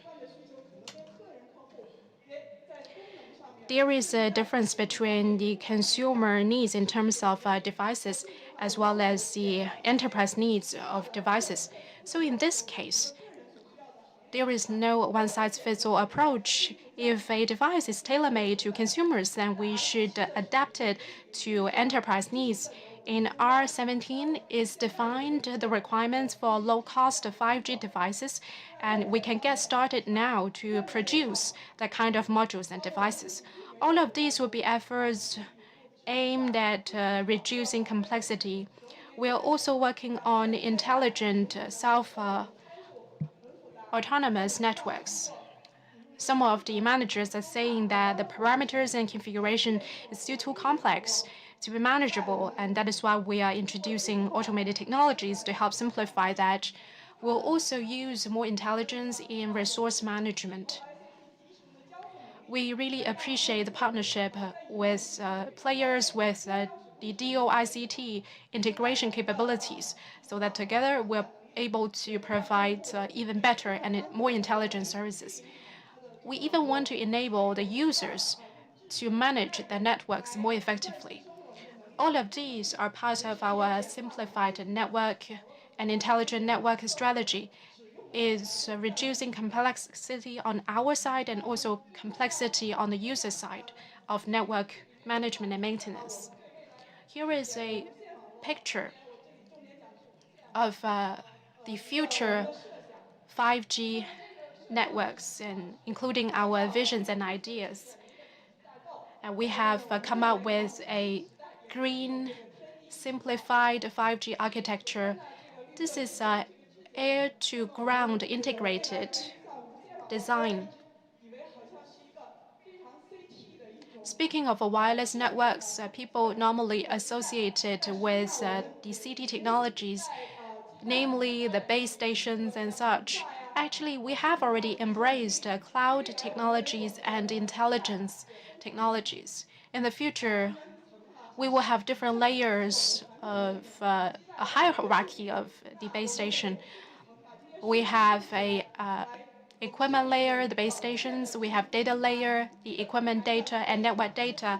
And on top of it, we have a platform layer. It is the wireless intelligent platform called RIC. On top of it, we will be able to build applications such as iGreen. It is under development. It aims to improve power efficiency. We have iSun, iLocal, IRRM, as well as those applications supporting intelligent multi-antenna deployment. With these applications, we will make intelligent operations possible. With that, let me also talk about the physical networks. We will support cloud services. As I have said, we offer various flexible approaches. We can offer you private line in the public networks, or if you want more exclusivity, we can offer you private networks and private line. And we can offer ultra high uplink bandwidth, super high speeds, and ultra low latency and ultra high reliability.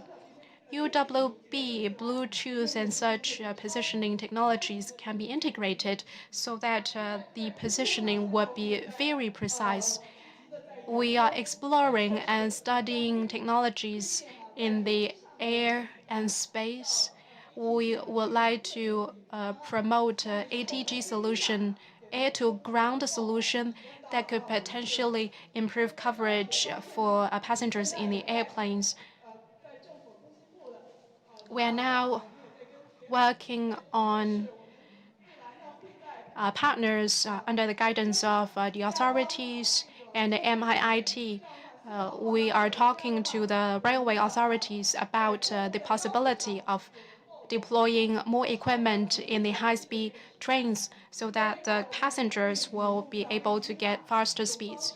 Satellite connection can also be part of the solution, so that it could play a complementary role to the base stations we have in the remote areas, so that even you are in remote areas, you can still get a pretty good connectivity. This is our blueprint for the future intelligent and simplified 5G wireless networks. We keep receiving new requirements, and there are unlimited potential for 5G adoption. I believe this is not just the view of China Mobile, not just the view of the Chinese industry. We believe it's a consensus of the global industry. Let's work together to create better prospects for 5G. Let's work together to satisfy the 5G needs in industries and consumer scenarios. Thank you.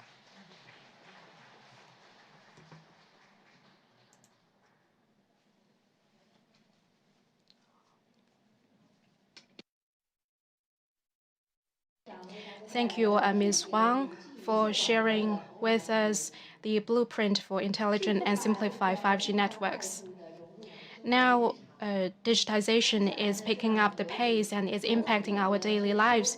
Next on is Mr. Denis Depew, the Global Managing Director from Roland Berger. His topic is 5G Inspiring New Value, Accelerate Digital Transformation. Global Managing Director Roland Berger with his presentation, 5G Inspiring New Value, Accelerate Digital Transformation. Please welcome.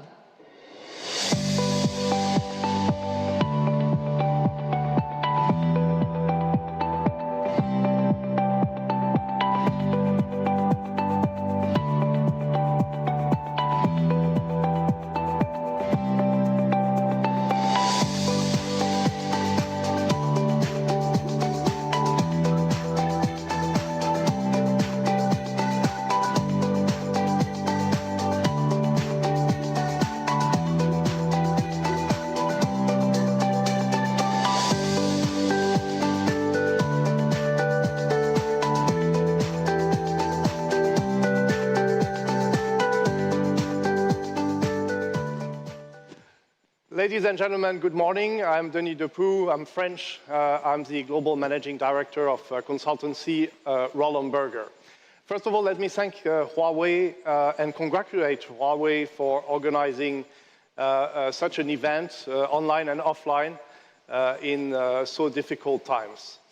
I've been asked to address how to inspire value with 5G and hopefully how to realize some value. So as a consultant, I can testify that digitization is pervasive in all of our assignments here in China, but also across the world. And 5G as one of the enabling technology, extending new possibilities, limitless possibilities, as we've seen this morning, is also creating a lot of expectations, a lot of hope. And therefore, it's also creating a lot of concerns and fear by business leaders who are thinking, okay, am I positioning enough? Where is the return of investment? Will my local government be ready to support infrastructure soon enough? So I'm going to talk about the value of 5G. And the COVID crisis has been a wake-up call for digitization. It has reminded us of the importance of the resilience of our supply chains, of our communication channels, of our infrastructure. And the response to the crisis has been distanciation. But obviously, data is a linking pin. Data is helping recreate proximity, is helping bring us all together. And digitization has actually helped enable online education, work from home, virtual meetings like the one we have today, and also virtual entertainment. I am a cyclist. I need to permanently train. And during the short lockdown period in Shanghai in February, I've been able to continue training and cycling through an online app with my friends. But I can't wait for 5G to bring the low latency and the virtual reality to make this a much better experience than it is today. So we consumers, citizens, administration officials, employees of companies, we've all become digital. That's the front end. But the back end may not be fully digitized yet. And this is the way to monetize and realize value. So there's been frustration about digitization, particularly on the value created by digital investment in the last few years. I'll come back to that in a second. But now there is obviously, thanks to the COVID crisis, a digital imperative.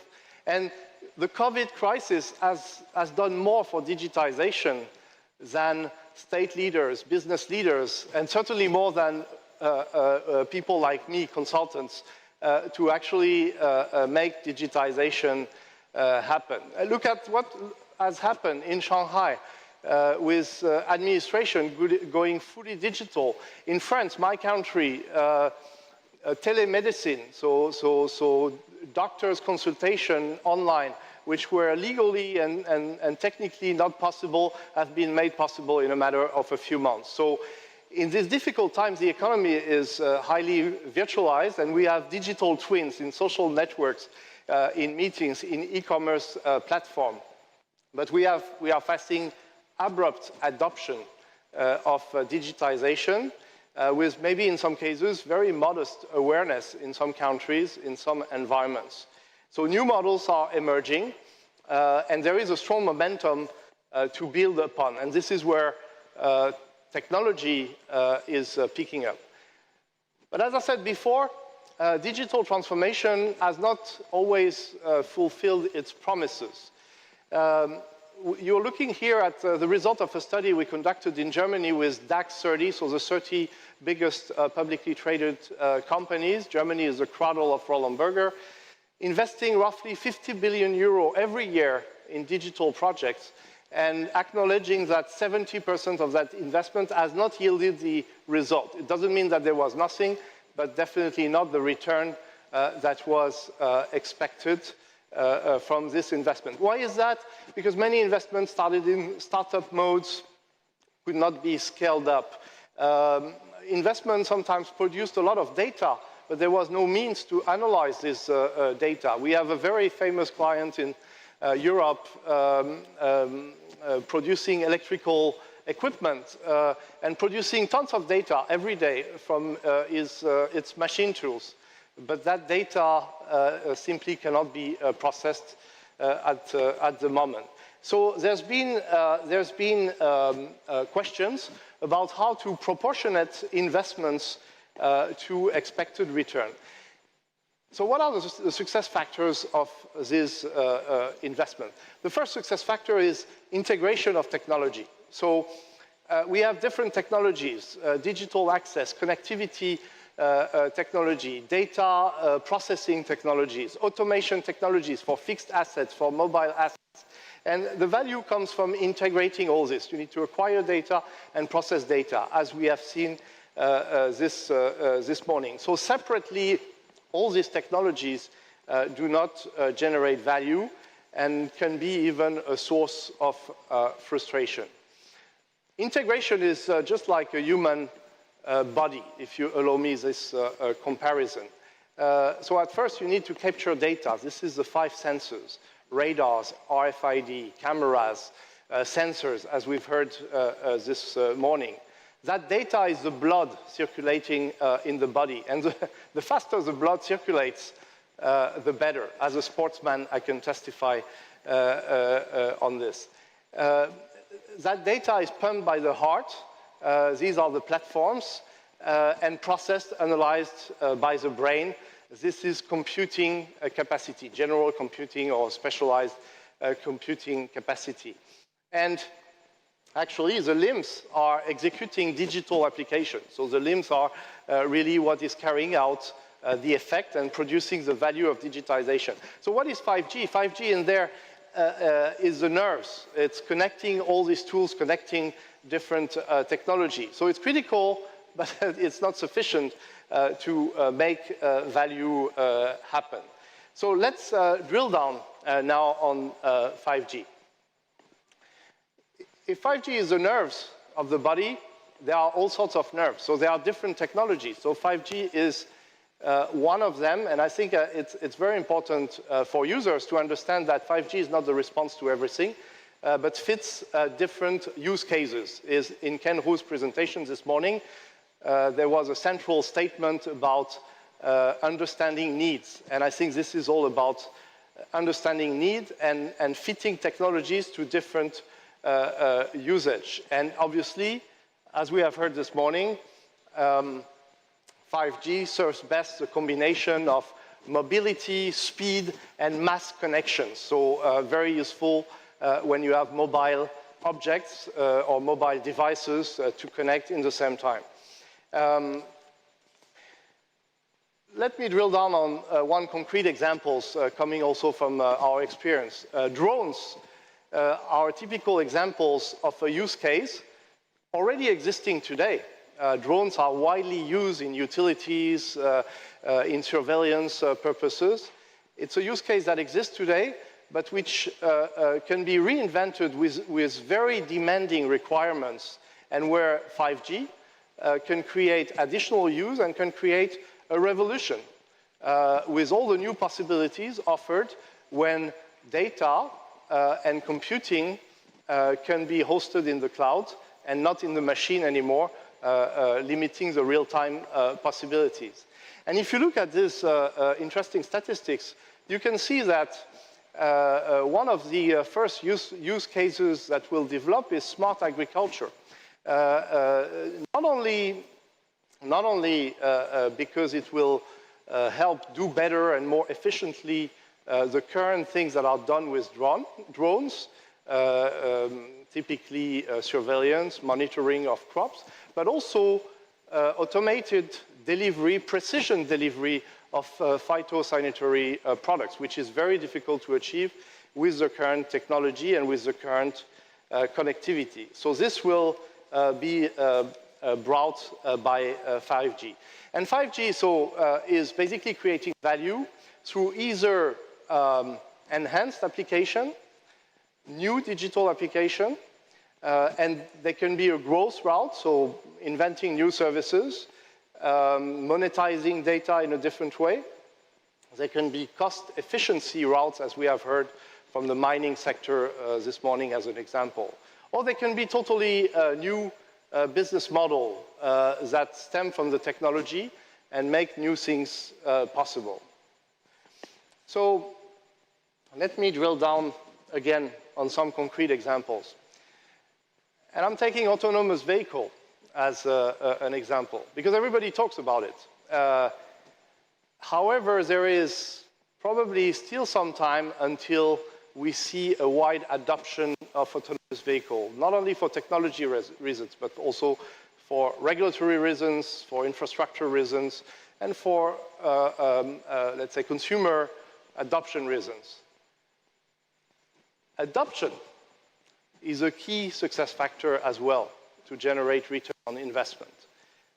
For autonomous mobility, it can probably be easily or easier achieved in limited protected areas, such as residential communities, industrial parks, commercial parks, where 5G can be enabled and technology can enable, let's say, short distance transport, autonomous buses, as an example, or also autonomous sweeping.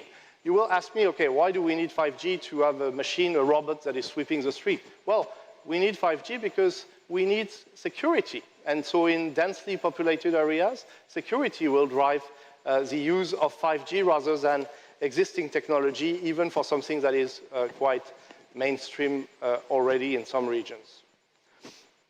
Similar approach is adopted in the industrial world. Sinopec, as an example, is using a 5G base station in its Shunbei in northwest China oil field to enable dynamic management, emergency or faster emergency response, and some level already of automation of delivery of supplies. This is also developing in the US, in Texas, especially for the fracking, for the shale oil and shale gas industry, because mobility and the mass processing of data combined is very important for the success of fracking, because you continuously drill new wells and you have to move from one place to another at a very relatively short notice. So let's look at also totally new business models. I think we've seen the table tennis tournament in a previous presentation. Here I've picked the example of stadiums and how 5G technology can create a revolution for sports broadcasting. It's difficult to imagine today. I mean, yesterday there was a football game in France where France unfortunately was beaten by Finland, and that happened in a totally empty stadium. But hopefully stadiums will be filled again sooner or later. And one of the typical issues for telco operators in stadiums is the lack of capacity, the lack of bandwidth because of the concentration of people.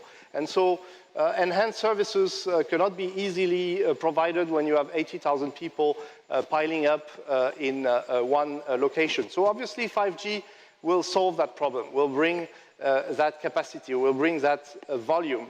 But that's not all. As we have seen for table tennis, that will be also the opportunity to develop for the people in the stadium, as well as for people online, new virtual reality or augmented reality services around 360 views of the game. And for people who like sports, I think most likely will be ready to pay for it or to pay higher subscriptions in order to benefit from this very enhanced streaming experience. So this is totally new value services that did not exist before. So let's look a bit at the figures. I have to tell you, we, Roland Berger, do not have aggregated figures. We have project-by-project figures on what 5G and digitization can bring. So I took some, let's say, consensus market data, and it is estimated that 5G could enable 5% of global GDP, enable 5% of global GDP, not represent 5% of global GDP. And that's 13 trillion US dollars in 15 years. Difficult to form an opinion on this figure, but it's quite consistent with the more precise calculation that the digital economy today represents 10% of the global GDP. And of course, there is a lot of overlap between previous technologies and new technologies. So what is also interesting in this ranking is not necessarily the overall aggregated figure, but it's the major contributors. So the ICT industry, obviously, comes first, but then again, smart agriculture, transport, logistics come after this. And public services also are high on that list. And I think public services is about also the social value of 5G. So society impact is not the least contribution of a more powerful connectivity infrastructure. So governments need to provide this infrastructure and need to work with operators, with industry participants, with business leaders, so that also 5G can help bridge the gap, the digital gap in rural areas or in digital deserts. Of course, building new networks has direct employment spillover effect, as well as indirect effects when value is created. Another observation from our work is that 5G-enabled digitization doesn't take one player. It takes a village of stakeholders to actually generate value. We have a concrete example in the refinery sector, where one of our clients has invested here in China quite heavily on 5G, on 5G and industrial IoT, but actually most of the value will come from integrating this with its supply chain, therefore its business partners, and that will take a lot more time.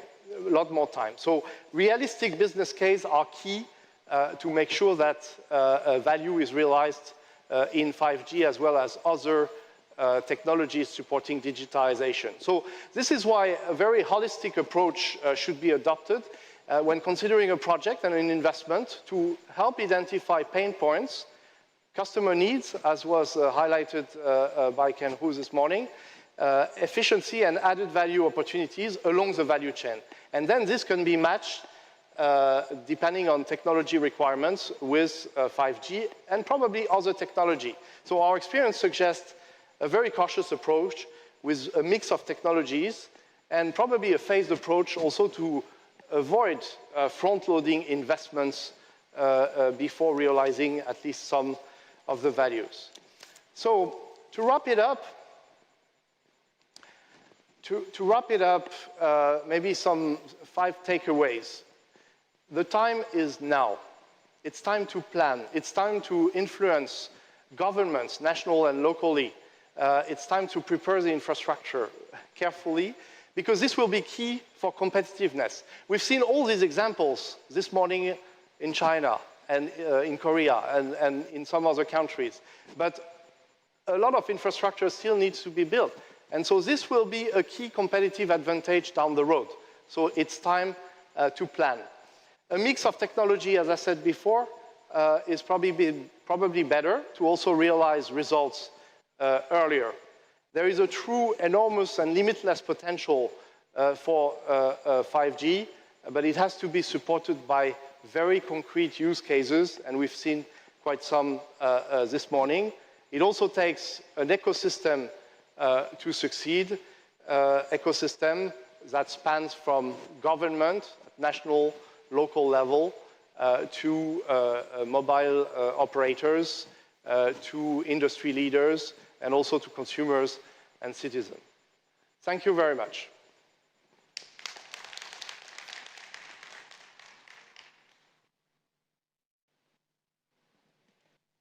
Thank you, Mr. Denis Depaul, for your inspiring speech about accelerating digital transformation and inspiring new value. 非常感谢戴普先生的精彩分享。5G 时代到来，极大 5G era will accelerate the digital transformation of all industries. For 5G-enabled smart healthcare, we have a lot of expectations. So what it is looking like. So we will have Mr. Lu Qingjun, Director of the Development Department of the China-Japan Friendship Hospital, Director of the National Telemedicine and Connected Health Center, to give us a presentation.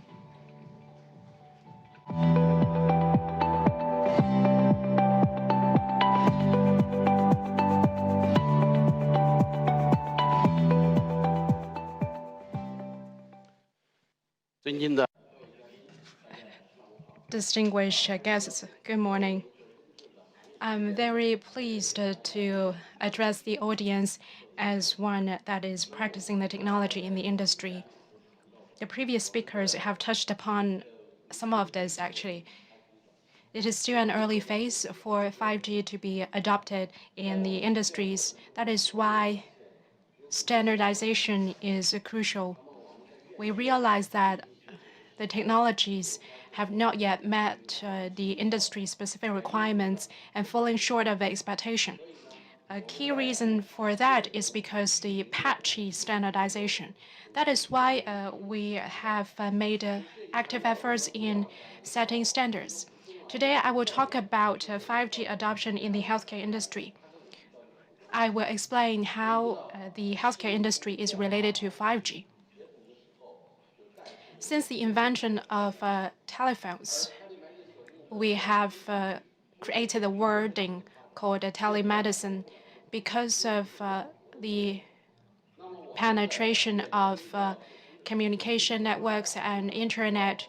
We have seen telemedicine making progress, including remote diagnosis and remote healthcare services. And that has prompted the invention of a new type of healthcare institute called internet hospitals. With these new approaches happening, that makes it all the more important for us to set standards for technologies being adopted in the healthcare industry, and that has received the support of national authorities. The State Council, the National Health Commission, and healthcare authorities have published directives about implementing the new models, pricing mechanism, and payment services and assurance measures. And we have seen new legislation being enacted on the 1st of June 2020 is about guaranteeing the basic healthcare services and new services. That is the legislative basis for 5G for healthcare. We have already established remote healthcare networking composed of 24 provincial-level remote centers, 95 provincial-level hospitals, and 102 city-level healthcare associations, and over 500 top hospitals. We're still working on the backbone connectivity between the different parties, but we are accelerating the efforts. And China-Japan Friendship Hospital is the first one to connect the base stations provided by 3 major Chinese operators. We are now launching digital diagnosis and digital training, and all of these have been supported by 5G networks that have been built up. We all know that the communications network is the foundation for remote healthcare. We have raised the bar of requirements. It has to support non-intermittent communication. It needs to provide high throughput, low latency, strong computing capabilities, broad coverage, and high reliability. When we are doing an operation, the network must not fall apart. Otherwise, it would be disastrous. We have most of the scenarios that are happening indoor. So we require highly reliable indoor connectivity that must not be interfered or impacted by the indoor buildings or equipment and such. And we require the 5G networks to satisfy the reliability requirements in the healthcare industry. We do see the 5G potential, but we still have to evaluate how the 5G potential can be adopted by healthcare industry. We have articulated our requirements in the following points: high throughput, low latency, and massive connectivity, which is EMBB, URLLC, and MMTC, are pretty good strengths provided by 5G in the healthcare industry. And that motivates the healthcare industry to explore the possibilities of 5G. However, we need more than that. As the previous speakers have pointed out, 5G is a new generation of communication technology. It's more than connectivity that we need in the industry. We need deterministic connectivity, exclusive service provision, security, ease of use, portability, and ubiquitous connections. We need all of them, not just some of them. That requires the network to coordinate the resources on a higher level. First breakthrough has been made in remote diagnosis. Diagnosis needs to be based on doing the observation through the stethoscope, and we might need several doctors to check up the patient by using the stethoscope. And they have to take down notes, cross-check, and then examine and then study. So it's important for us to record the sounds. It's important to expand the range of acoustic sounds. It's now expanding to a range of from 0 to 4 gigahertz. This is a work of Dr. Liu, and it is the latest medical equipment that has been used and approved by the national authorities. Doctors don't have to put up the stethoscope and observe up close with a patient. They can use the digital equipment to listen to how the COVID patient's breathing and reacting. The medical experts are able to listen to the recording real time anywhere they are. This can help train the grassroots doctors as well, because the grassroots doctors may not understand what that indicates. However, they can let the experienced doctors listen to it real time. 5G modules, devices, and video vehicle play a crucial role in the remote ultrasound. Currently, there is still a too long a latency for remote ultrasound to work, for the operation to work with additional solutions. Now we are piloting how to use the ultrasound remote solution to do the remote surgery, but it's limited to a certain scope. It can only now be piloted by really experienced surgical doctors. What we are using the 5G to do is to use 5G to transmit a two-stream video to assist the surgical doctors to do the operation on two sites at the same time, so that when one doctor is doing the operation at one place, while the more experienced doctor in Beijing is able to observe the procedure. However, if a latency is too long, then it won't make sense. This is a problem that 5G fails to address, and where 5G comes into play The low latency HD video transmission is now part of the pilot and exploration. Low latency technology is engaged, and we want to set standards for HD video transmission and low latency for operations and other medical procedures. Another important technology for healthcare is edge computing. The MEC technologies can improve data cleansing, data collection, and analysis while we store it in the central cloud. We have done a 5-year research program for oncology. We are able to identify 85.2% of the tumors of the skin. This is even a better recognition rate than Stanford, which stands at 72%. We are integrating the MEC capabilities with central cloud,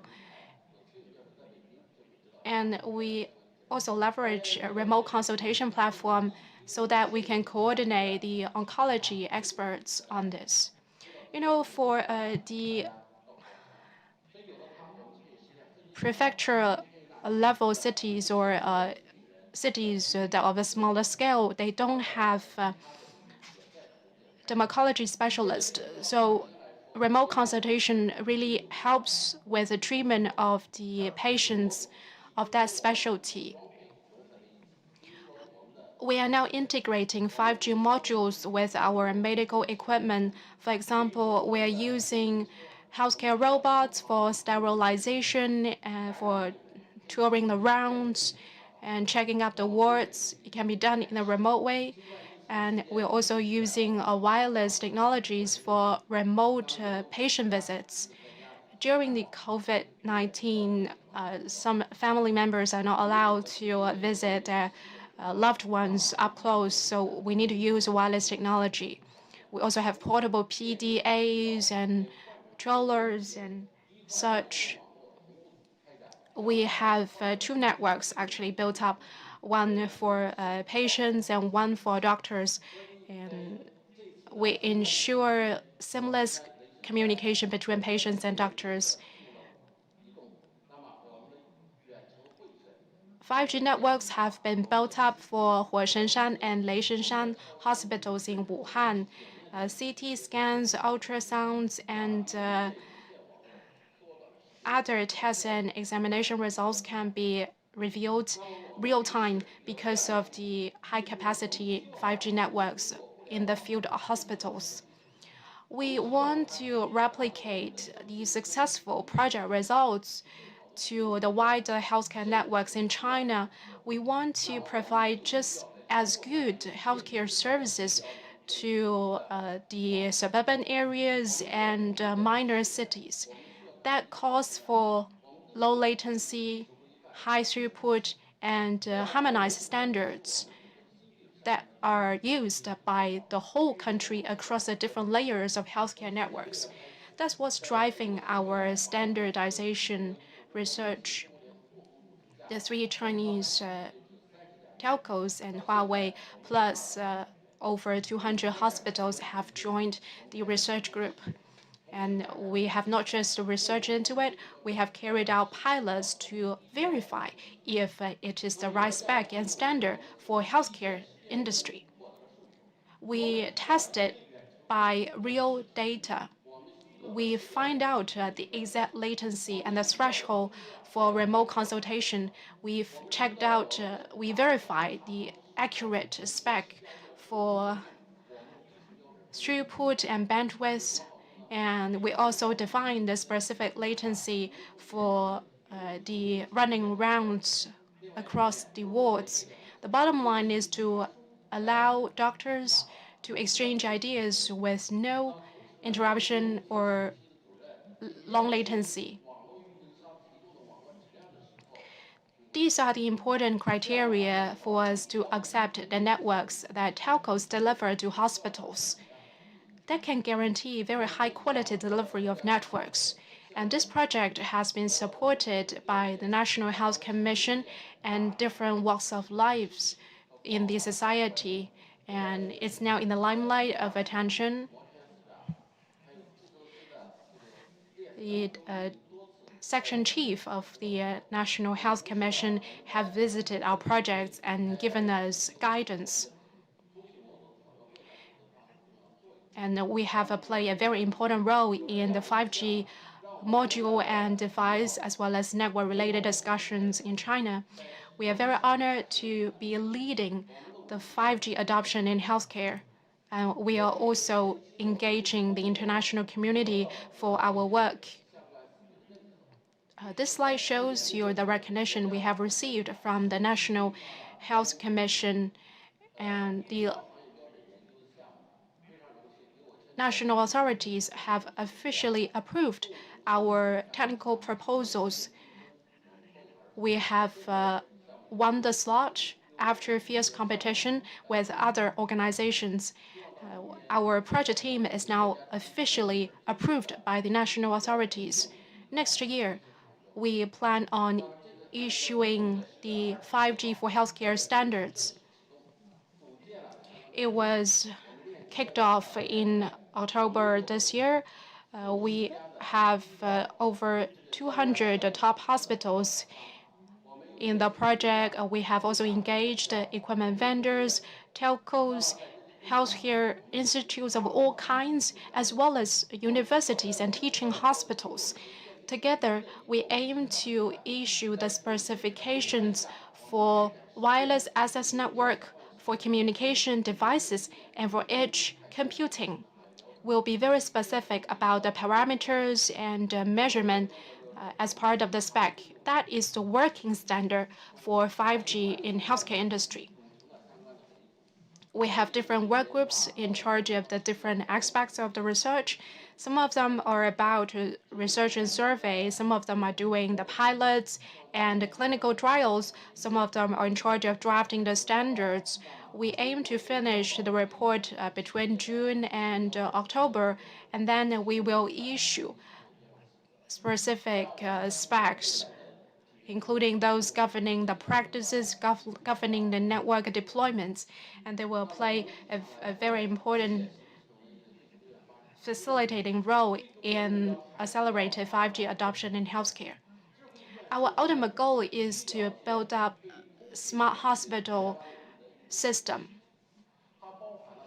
We believe smart healthcare system will be composed of three components. One is AI-assisted healthcare. The second one is AI-enabled services such as triaging, patient services, medicine distribution, and information inquiry. It also plays an important part in providing social services to the citizens. All of these won't happen without some support of the networks, including the 5G networks. We will need to deploy small base stations and small sites on the ceiling to serve the connection needs. But there are different kinds of users here. We have the service providers, we have patients, and we have different partners. So it's important for the networks to be interconnected. It will be connected to the public networks, and network connections will be done by following the specs and the standards that we will issue. A harmonized standardization will drive down the network deployment cost by 50%. That is why we must have in-hospital mega platform, big data platform, Internet plus healthcare platform, as well as IoT platform. These are the important platforms to support smart healthcare system. On the one hand, we require the telcos to deliver secure systems. On the other hand, we have to guarantee security by the in-house IT teams in the hospitals. We need the different institutions and organizations to upscale their capabilities in order to deliver remote diagnosis, remote consultation, and remote service provisioning. So I would say the network infrastructure plays a fundamental role in supporting the healthcare applications and smart healthcare systems. All of these would be random trials without harmonized standardization. But it is still early in our efforts to set standards. We call for better 5G network infrastructure for healthcare. We need to connect the healthcare equipment to the networks. There are still gaps here. The traditional equipment was developed with a 4G network in mind. Can they be directly connected to 5G network or not? And if not, what should be done? We also need supporting policies and government support. There should be supporting policies, entry requirements that can adapt to the new change and new technology.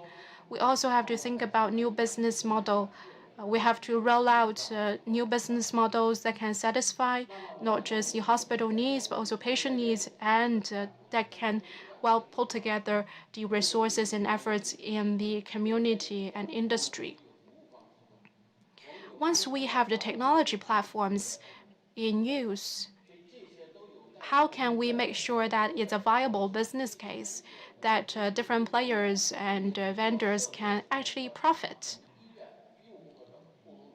That takes efforts of hospitals, vendor providers, and the whole industry at large. By joining efforts, let's forge ahead and promote further 5G adoption in healthcare industry and realize the China dream. Thank you.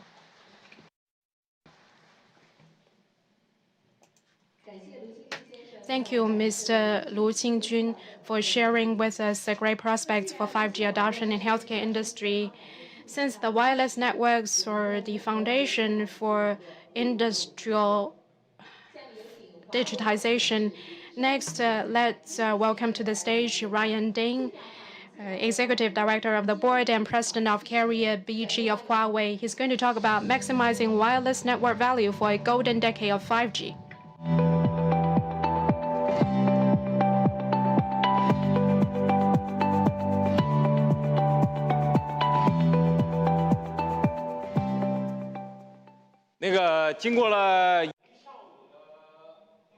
After one morning of presentations, you have heard a lot of hello everyone. So it's my turn now to say something different. Ladies and gentlemen,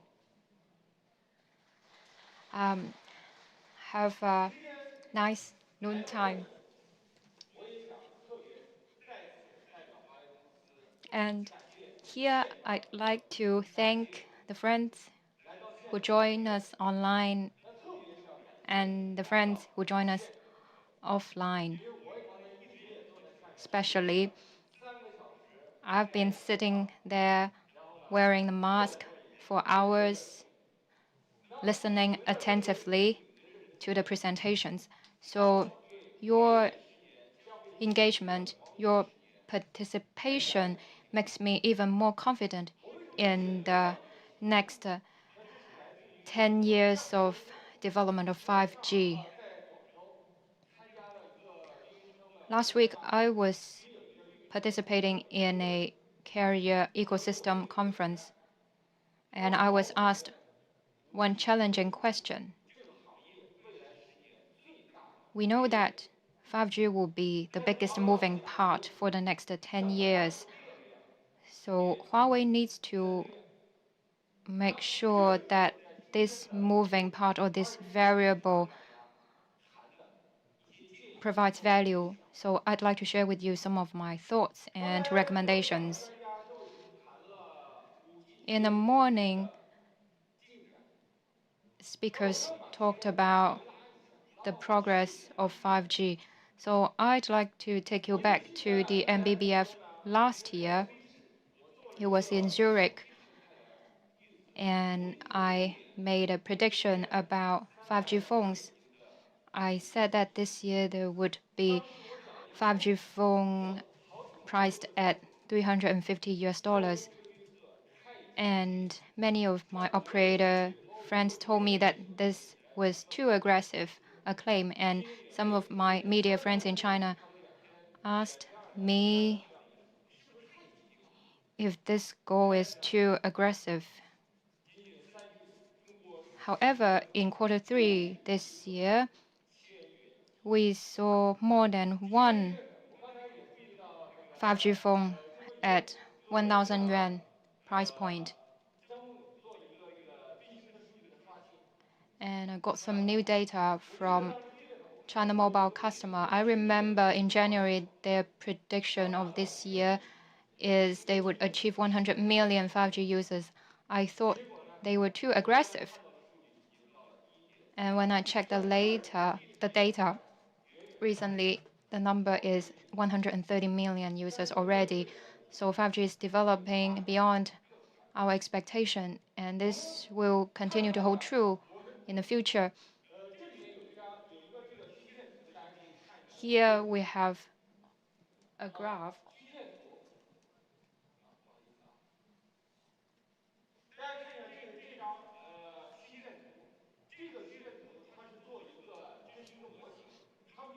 It is plotted based on a model.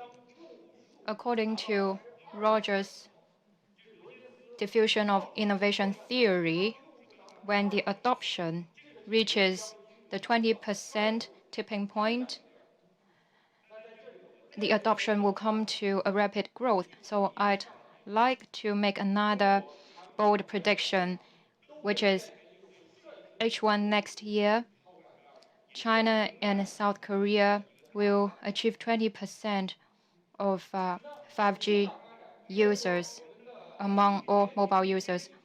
And today, leading carriers are already enjoying the data dividend brought by 5G. New services are consuming more data traffic. 1 hour of 4K video consumes 9 GB of data, and 10-minute AR content consumes 4 GB of data. The speaker from LGU Plus shared with us examples in South Korea. Because of these new video services, many users upgraded their tariff plans. As a result, in South Korea, they've seen a 37% 5G ARPU increase. The big bandwidth and low latency of 5G enable carriers to launch new services. In Finland, Elisa released the new tariff plans, which are based on speed. This helped them to gain the growth of user ARPU again. And we're also seeing that operators in China considering more and more about the business value when they design the tariff plans. One of the operators is trying to launch a package specifically for webcaster. When we talked about the packages featured with 20 meg or 40 meg or 1000 meg, we're talking about the downlink speed. But now they design the packages specifying the uplink speed. And this year, the webcasting industry value will exceed the value of filmmaking industry.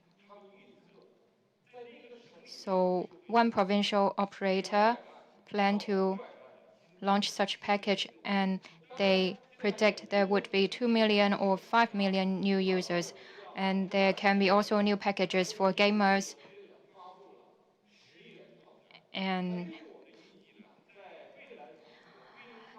these are rate-based packages. And operators are expected to get a 20% or higher price premium from these kind of new packages. As the data quota becomes bigger, users no longer fixate on the data quota, and the traditional services will also change. The SMS messages will be upgraded to 5G messages, and these messages are presented in native interface. So this will rebuild the value of short messages, and we expect to see hundreds of millions of 5G message users by 2025. And voice service is also upgrading to enriched calling. You are familiar with the video RBT service, and that is happening before the call. And during the call, we can support rich media, video-based interaction, and we predict that these type of services will see a faster growth. Now, in China, these kind of service already have 120 million users in China, with more than 4.5 billion monthly usage.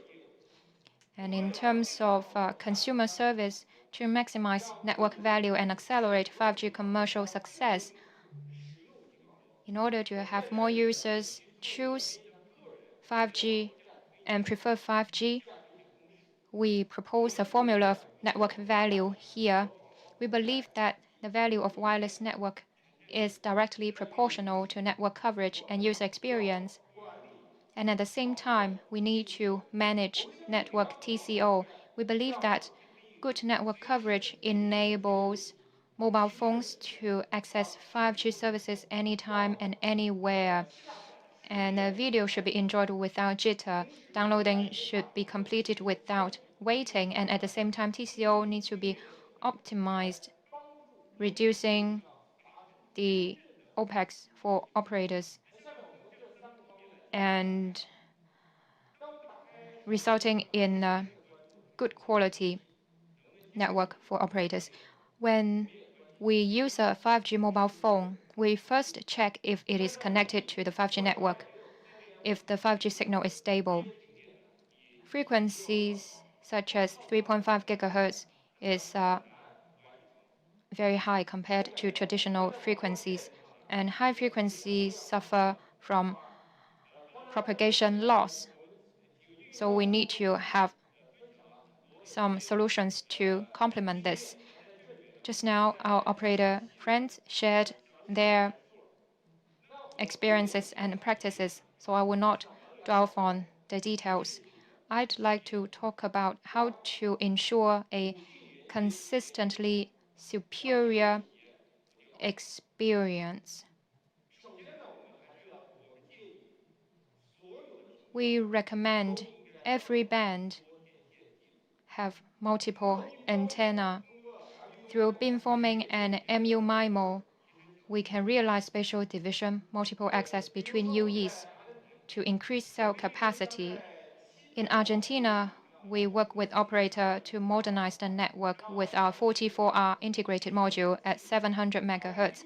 The cell capacity is up by 40%, and the user experience, the downloading speed and the latency is improved to twice as good.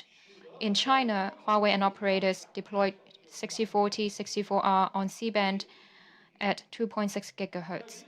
So the maximum capacity of a cell can reach 5.7 gigabit per second. And we also need to find 4G and 5G synergy. In the initial phase of 5G deployment, due to NSA anchoring and faulty voice services, LTE has a very important role in the 5G era. LTE still serve as the foundational network in the 5G era and will coexist with NR for a long time. In Yunnan province in China, we work with the operator to improve the LTE network coverage at 1800 megahertz. We managed to increase the 5G coverage from 80% to 99% because of this. And the average download speed reaches 800 megabit per second. Thanks to this provincial OPCO ranks among the top OPCOs in the group-level grid tests. At the same time, we're seeing increasing number of RADs, frequency bands, and site devices. So the cost is also increasing. Thus, we are proposing innovative solution to optimize network TCO for operators. In the previous talks, we've seen the idea about simplified sites. We must help customers to improve the resource utilization and reduce the rental of antennas, sites, and equipment rooms. In Russia, we have deployed the ultra-simplified super blade site. I believe this is also helpful in Chinese deployment. When we first deployed 5G solution, there were 8 layers of equipment on the pole. Now, with super blade solution, we're able to reduce it to 4 layers. And the number of modules originally were 25. Now it is reduced to 13. So the site TCO is slashed by half. Now in Russia, super blade solution is commercially deployed in over 5,000 sites. And we help the operator save over 100 million US dollars. In the next few years, we would continue to help them to deploy a total of 20,000 sites with this solution. And then I'd like to talk about energy saving. Energy saving is not a point solution. We believe that energy saving should happen at equipment level, site level, and network level. At equipment level, we can have symbols, carriers, and channels shut down. At the site level, we need to modernize the power supply system because many legacy power supply only has the energy efficiency of 80%. Now the newer power supply systems would have 97% or 99% of efficiency. And the most important innovation of energy saving is at the network level, which is the multi-frequency and multi-rate coordinated energy saving. It means that at nighttime, at a low traffic area, we only need to enable the low frequencies, so most of the base stations can be shut down. This solution, including the equipment level, site level, have been deployed widely. And in one base station, we can save 1.5 kilowatt hour of electricity. If this is deployed in 200,000 sites, then it is 100 million kilowatt hour of electricity saved per year. And just now, Mr. Lu talked about the services for the industries. And without a doubt, industry services will become a new blue sea market for operators. And we are seeing industry applications expanding their boundary.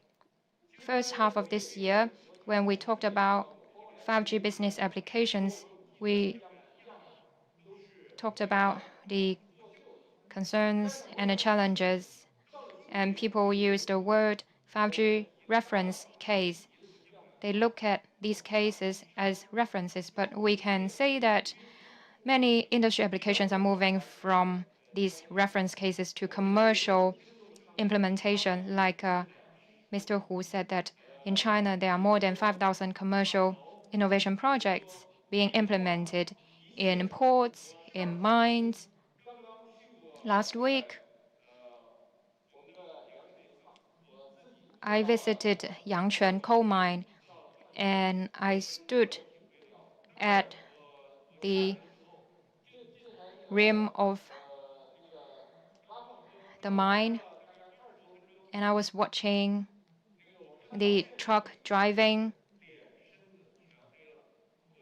and I saw the miners with the dirt on their face, on their clothes. And when I left the site, my clothes, my face are also covered in the dirt, and not to mention other harsh conditions in the mine. And we built our solutions in the mine at 534 meters underground. I only stayed there for half an hour, but a miner need to stay for 90 minutes underground. So we propose solutions to fundamentally improve the working conditions for miners. If you work under the mine, you may be susceptible to some lung disease, and the miners also need to spend a long time going down to the mine. And another case is in media. We help them deploy the centralized cloud-based PLC based on 5G. This helped reduce the general cost by 15%. We're also seeing operators actively exploring the business models for industrial 5G.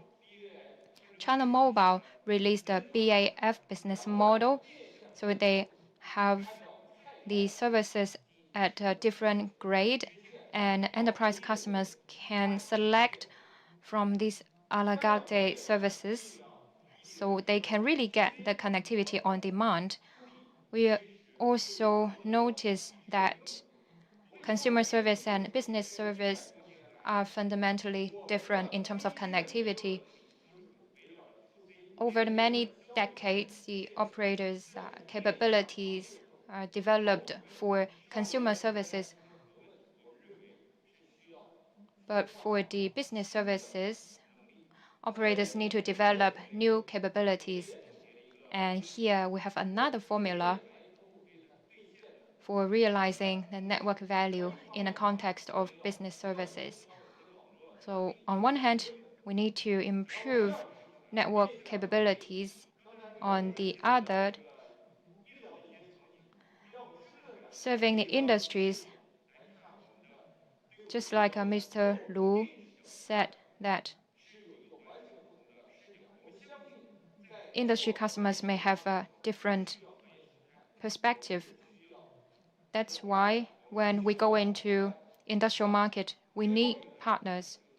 We need insights from partners. Another thing is about application deployment and operation cost. Previous speakers shared with us some industrial 5G applications. So I also have some stories to share. Usually a project needs 40 or 50 people. But for the future, if this continues, it is not meeting our requirement for efficiency. So what do we need to do in the future? First, in terms of foundational network capability, one different point for industrial application is that they value uplink bandwidth more than downlink bandwidth. So we are very proud that over the last year, we worked with China Telecom and China Unicom in releasing the super uplink solution. With this solution, we can improve the uplink experience by 4 times. This solution has become a consensus in the industry. In the Tongch Cement Group in Anhui Province, this solution has been used widely. And then about the reliability, we always talk about 5.9 reliability, but that is at the network level. But with the business customers, they require 5.9 reliability for every device. But CPEs won't have such level of reliability. A small cell, does it have such high reliability? However, this is the requirement from industrial customers. So in the Hunan Valley Steel Corp and in our own factories, the project team proposed the idea of using multiple CPEs and head ends to cover one production line. So there are multiple links covering this production line. When one master link is down, it can switch quickly to another link. In this way, we can achieve 5.9 or even 6.9 reliability, the industrial grade reliability. And then, the 5G networking solutions vary. They come in two flavors. One is the 5G campus network. The ports, the mines use this kind of solution. The other flavor is private network. For example, the private network used for policing, used for road inspection. In these scenarios, the network is not confined in one campus. So that means we need to slice one private part from the public network to satisfy the need of such scenario. In this context, we need to provide different capabilities compared with the consumer services. And over the last year, we implemented both of these solution flavors, and very soon these solutions will become mature. 5G is not only the 5G of operators. The entire industry must work together to integrate the telecom industry with other industries to achieve the success of all industries.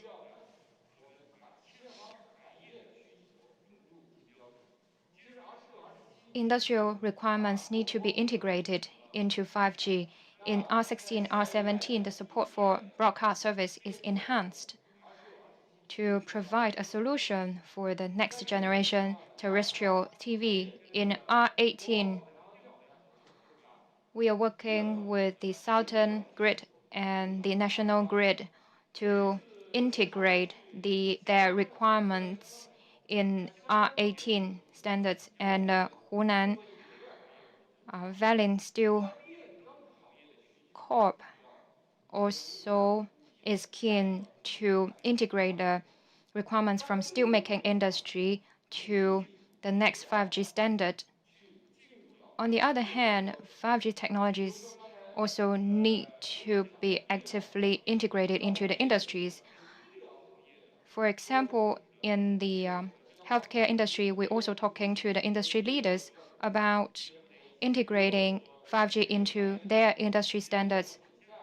When I visited the Yangquan coal mine, I was told that the generator power could not exceed 6 watt. And I asked him why. And that actually came from a journal in the US in the 1960s specifying that the wireless transmission power could not exceed 6 watt underground. So we need to make more efforts in trying to understand these industrial requirements and at the same time adapt the industrial requirements or standards for 5G where it is possible so we can further develop 5G. And then for the business services, operators need to develop the new planning, deployment, maintenance, operation, and optimization capability. For consumer services, we mainly focus on the downlink experience and a peak data rate, and we serve the customers with the best effort. When we turn to business service, we need to turn our eyes on the service SLAs, the camera SLA, the remote control SLA. And in the HC held in October, we also released the autonomous driving network solution, the ADN solution. We hope that we can provide a smart network planning, deployment, and maintenance capabilities to the operators, and the operators should also provide a unified operation management platform for industry customers. So in this process, operators need to decide the responsibilities of themselves, and everybody need to agree on the roles, whether you are the connectivity provider or connectivity and cloud provider or more. In this way, we can build the platform to invoke the capabilities from different parties. If the operator position itself to be a cloud and connectivity provider, then they need to provide a cloud platform for the developers to develop their applications on, and they need to provide an application store, for example. And if operator want to take on a bigger role, including being an integrator, then they need to be able to nurture or develop the ecosystem, providing consulting and planning, delivery, and verification capability so as to maximize the value of networks. In the future, we believe it will be the decade of 5G. So we need to work together to build high-quality network for consumer services and for business services. We need to work together to develop new capabilities to satisfy businesses' needs. And we're keen to work with partners to maximize network values. We hope that in the next decade, we can work together to embrace the golden decade of 5G. Thank you.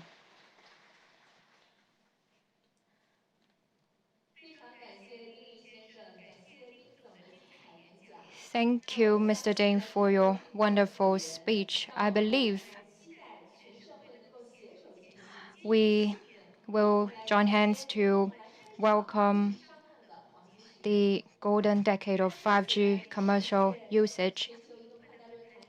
This is the end of the first day's keynote session of the MBBF 2020.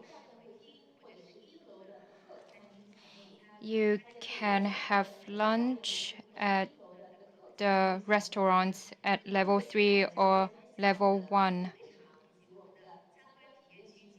I encourage you to come back for the breakout sessions in the afternoon, and we will see you tomorrow for the second day's keynote.